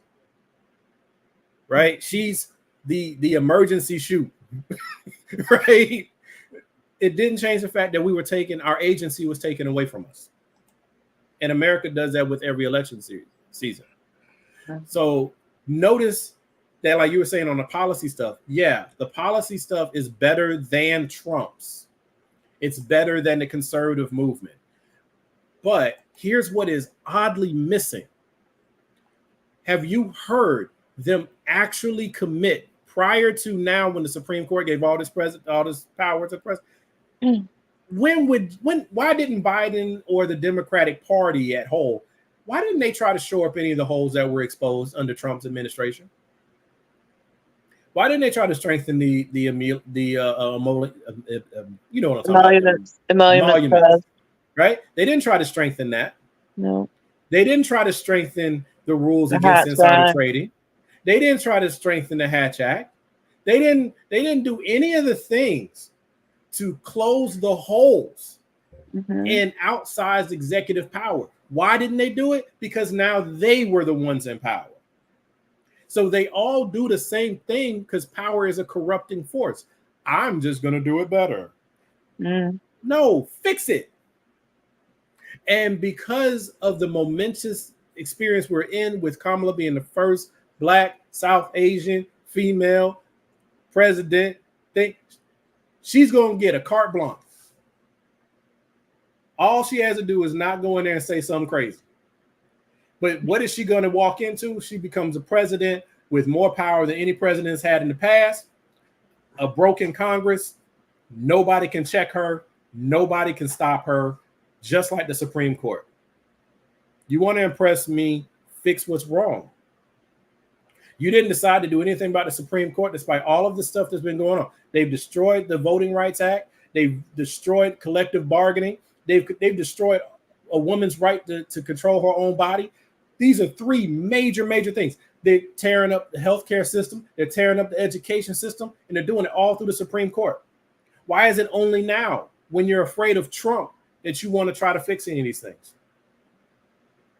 But it's unpopular to have this conversation because we're supposed to just smile and be excited about Ms. Harris. But the problem is Kamala Harris, when she was a district attorney, kept innocent people that she knew was innocent because they had a lab problem in jail. And she said, why? Because she needed slave labor to fight fires in California. Yeah, she was playing the game. She also jailed a disabled mom for being sick. So no, I don't think she's going to be necessarily better. I think it's just going to be more of the same status quo, which has always been bad. And to bring it back to anarchy, part of the reason why some people are like, no, I'd rather have true freedom and not give a crap about the rules, is like, another example would be like marijuana. How long, through whatever prohibition in whatever state, has it continued to be a thing? People will always choose to not follow stupid rules. Yeah. And there is a point where, like, for example, a eagle feather, it is a federal crime to have one. So what about the lost tribes of children that were taken away from their tribes who are not registered Indians? They're just not allowed to have them, so we're stripped of our culture. So no, I'm not following those laws. I am going to pick and choose which stupid laws I am going to follow. That doesn't make me immoral, and that doesn't make me chaotic. No, I agree with you, because I'm the same way. If they pass a law tomorrow saying that, Black people can't have guns anymore like they did before, I'm still going to have mine. Correct. Yeah, And right? anarchy is choosing which laws do I follow. Do I follow my own moral code, or do I submit to a government to decide? That is anarchy. And Where are that's why I said you decisions? don't understand what it means, because if you did, you would understand, yeah, there are a lot of us out here picking and choosing. It's not that I don't understand what it means. I'm saying that you've developed a definition of it that is almost like a hybrid thing. Well, I'd be Because happy to go back and read the definition again. But LL, if I was the to word go by anarchy, your definition, not the established what you and your group or the it's not even really a group. The ideology is established to be. I'm saying like the root word, what the word was, is different. And then when you were sharing with us how it actually evolves and moves, that's still just short of actual anarchy, because at the end of the day, But you're let's still read. willing to Let's rely on authority. go back and read the definition. Hold on, LL. Let me add this real quick. Go about what you're saying. Every person in this country is an anarchist. Yes, I know. Every person in this country is an anarchist. I am aware. You get to pick and choose what rules and regulations that you want to follow automatically make you an anarchist. We know people. And my point was, we do it every time we get in a car. And my point, part of what I'm trying to say is that what you're sharing, and I'm not, this isn't me actually arguing, because you know what I sound like when I'm arguing, but this is me saying, you're basically saying everything that you are already doing falls underneath this umbrella already. So you're imposing your term on me, and I'm just saying that I don't agree with the term. So whether I'm right or wrong, I don't agree with it. It's just like with any evolution of vocabulary. There are people who get completely bent out of shape if you say that, no, you're cisgendered, right? And they're like, I've always just been me. How are you giving me a new word to define what I am because it fits better with who you are? It's an unnecessary wrinkle. I just need to accept how you identify. Don't change how I identify, right? And that's where a lot of our friction happens, because we want to. We've developed I have my view of the world, and if I go to you and say, no, you have to fit in my world based on my vision, you have every right to push back against me, because you didn't agree to that. It right? reminds me of when we changed when we was black for I don't know how long. We were black, we were black, we was black, we was black, we was black, we African American. Look, bruh, I've been black when I was a kid. I was black when I was a teenager. Now you want to come up with African American? That's fine. If you want to identify yourself as African American, knock yourself out. Cool beans. Right. Have a ball. You don't feel like you want to be African American? No, because now you're getting into my business that has nothing to do with you. Nothing. It does not change you at all how I identify myself. Nothing. Yeah, but just don't tell me what I am now. No matter how loud you want to scream, no matter how upset you get, there is nothing that I identify with changes you. But it does change when the government has these definitions for you. What do you mean? The government has a definition of African American. The government has a census that is required by our Constitution, and that census describes us as African American. When the government labels us with these definitions, are you Hispanic? What you call it? Are you right? Black? But what my point is, when the government, I get what you're saying, but you're doing. How you self-identify is vastly different than how the government identifies you. Those are very different things. Well, I don't care. I honestly don't care. You can put on the census, you can change in the census, black to African American. I'm going to check African American because I know what you're trying to say. If you come to me and say, so you're African American? No, I'm black. Oh, how dare you clutch pearls? No, I don't care. I know what you meant.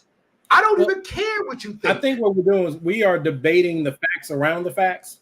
Yeah, we are. Right? Because at the end of the day, the right. government And just to redirect really quick, the definition of anarchy: two things: a state of disorder due to absence or non-recognition of authority or other controlling systems, or the organization of society on the basis of voluntary cooperation without political institutions or hierarchical government, anarchism. And if you go back to what I said when we first had this thing, and I think it's because we were talking past each other, that's the one I cited. Not number one, number two. Also, if we're talking about definitions, these are the same individuals who is literally looking at the word irrelevant as a new word. Stop it, Marlon. Irrelevant. They are. It's irrelevant, and it is now a word according to these same situations, which is where LL and I think agree, is that we didn't agree that this is going to be the definition of anarchy. We didn't agree that was going to be the definition of irrelevant. We didn't agree with any of these things. These are terms that some other people decided, hey, we need to find a way to explain this thing, and here's how we're going to do it. Right, but anarchism is a concept of like how you would choose to organize yourself. It doesn't mean the rest of the world has to come along with you. It's and it doesn't mean chaos. But that's the distinction right there. When I said that it ends in chaos, it's because I'm game playing it. I'm moving it down the line. I'm not starting with just where we are. In the beginning, I think almost anything can work. But once you get to the point that your system cannot contain what is needed to be done to maintain whatever order or whatever we want to say it is, now we've shifted, right? The fact that there's a point where I'm going to call the police, we've shifted, right? Or Marlon's point talking about, you want to call me Black, African American, or whatever. I answer to what I answer to, right? So me personally, I am Black or I'm African American, because for me, Black has two connotations: Black, the diaspora; Black, the African American. And then African American is just a shorter way of getting there sometimes. But to another person who came up in a different time, they still go by the word colored. I don't know why, but they still do, because that's the time that they came up in. And then, there's other words. But people hold to whatever they hold to. I can't walk up to them and say, you know what? You call yourself Afro-Brazilian. You're just African. Okay, that's my opinion. I don't care. I'm Afro-Brazilian. No, you're African. What you just described fits African. You're African. What's it to you? And that's similar to what we're talking about, some of the other pieces. And with that, I'm going to read this comment. Good night, Parker, and good night, everybody else. Hey, LL, thank you for being willing to share and talk through something that I know I'm not in agreement 100% with, but as I think I conveyed, there's a lot of it I do agree with. It's just terminology that I don't ride with. And by the way, if you LL and everybody else that's watching, because for some reason now we got a whole bunch of people watching, we ain't got to agree. I don't want a show that we agree on everything. And if we start actually literally agreeing on a whole bunch of stuff, I need to change up the dynamics. Seriously. I don't want an echo chamber. I do not want an echo chamber. We went through that during the pandemic. I do not want an echo chamber. I don't know if y'all can hear me through the Pringle cans. I do not want an echo chamber. Anna, I don't think he wants an echo chamber. I want philosophical discussions where we respect each other, where we talk to each other, where we have difference of opinions. Theas does. I don't know if Theas agree or not. I've never talked to Theas about it. Me and Theas, literally, if you look through our shows when we're arguing, we agree on a lot of things. But if you look through the argument, we just have a different path getting to the same things. We just have a different way of getting there. It's the same ending. Me and Anna, It's the same ending, but our paths are totally different. And that's where we get into the big arguments that we have. And I'm cool with that. I may learn something. I'm old, but I may learn something new. This is old. I am old. The ambassador to Ukraine. She's She's old. young. No, she's young. She's a young I am kid. a baby. Exactly. No, Parker. Very mature baby. Parker is the baby. But my point is, LL, thank you so much. Thank you very much for being on the show. I appreciate it. Because I love these discussions. You saw me sit out on a lot of these things. I may dipped in a little bit, but that was me, getting some understanding of certain things. But I stayed out of it because I love to learn. I don't know everything. And that's fine. I did not live LL's life. I did not live Thea's life. I did not live Anna's life. Totally different aspects. I hope you lived Marlon's life, though. I lived my really life. Sad. You would have missed out on a lot. And the funny thing about it, as long as everybody understands that I'm right all the time. So unless we get that, we're cool. Javier. Yeah, Javier didn't agree and got cut him fired. off. Javier. The big thing about me is I will never tell you have to agree with me. No. And if you try to make me agree with you, if I don't, I ain't going to. And I just don't think that is required to move to the next level of understanding. I just don't. I want a hyperbolic time chamber like in Dragon Ball Z. Wow. Man, don't ever bring up Dragon Ball Z again. Why? What did Dragon Ball Z do to you? Who hurt you? It did to me. You know what? After I got that. See, LL did this. LL did this. All right, so LL, this is what happened, right? No, come on. Dragon Ball Z was a very popular anime when I was in college. Dating myself again. So when I was in college. So we didn't have streaming services and nothing like that. You actually had to watch commercials and wait for the next episode to come out the next week, right? So Dragon Ball Z has offended me to my core because you would have to watch 8 episodes to get through one fight. And that bothers me. I ain't gonna lie to you. I think it got past Majin Buu. I really stopped watching. Like the rest of anybody out there. What language are you speaking? Majin Buu was a character. Majin Buu was a character. Majin Buu. It was a whole I series. got confused when they started going with Goku, Gohan, Trunks, and I started getting confused. They looked the same. I got all that. I was confused. My dude was Frieza. Wait a minute. That was my dude. Hold on. Somebody and Vegeta. Those was my people. First, Majin Buu or Frieza? Frieza.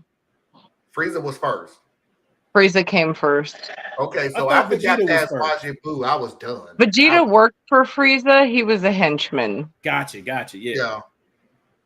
Frieza. Oh man, But yeah, I had to wait too long to get through a fight. And then there could be like 4 episodes where there was no fight. It was like watching Days of Our Lives. That was the point, though. I know. I didn't like it. I love the fights. Y'all explain to me where the hell they would. The fight itself would last 30 minutes, but it would be like 3 hours of episodes. Yes. And they'd be going for like 20 minutes. Hit him. I'm not gonna lie to you. This is about the stupidest part of the cartoon. This is them powering up. For about 40 minutes of them powering up. Dude, you know how many times I could have shot you? And you're I'm watching him, Marlon. I'm watching him power up for 10 minutes, thinking, oh yeah, it's about to be on. And then at the bottom of the screen, to be continued. Yep. But like there would be like side quests while they were powering up, and then they would have like internal monologue as they were powering up. So like a 30-minute in real time thing, it would be 2.5 hours. It'd be like 5 episodes. Yeah, that's too much for two me. things That's I too can much tell for me. you about. Two things I can tell you about Dragon Ball Z, and then I'm gonna be rid of this. Number one, boy, I did not know America had so much desert life because that's the only place they used to fight. And two, Well, it wasn't built on America. It was it wasn't built. Japanese anime. They had dinosaurs, bro. And number Robotech was my joint. Who? What did you don't know Robotech? Robotech the anime.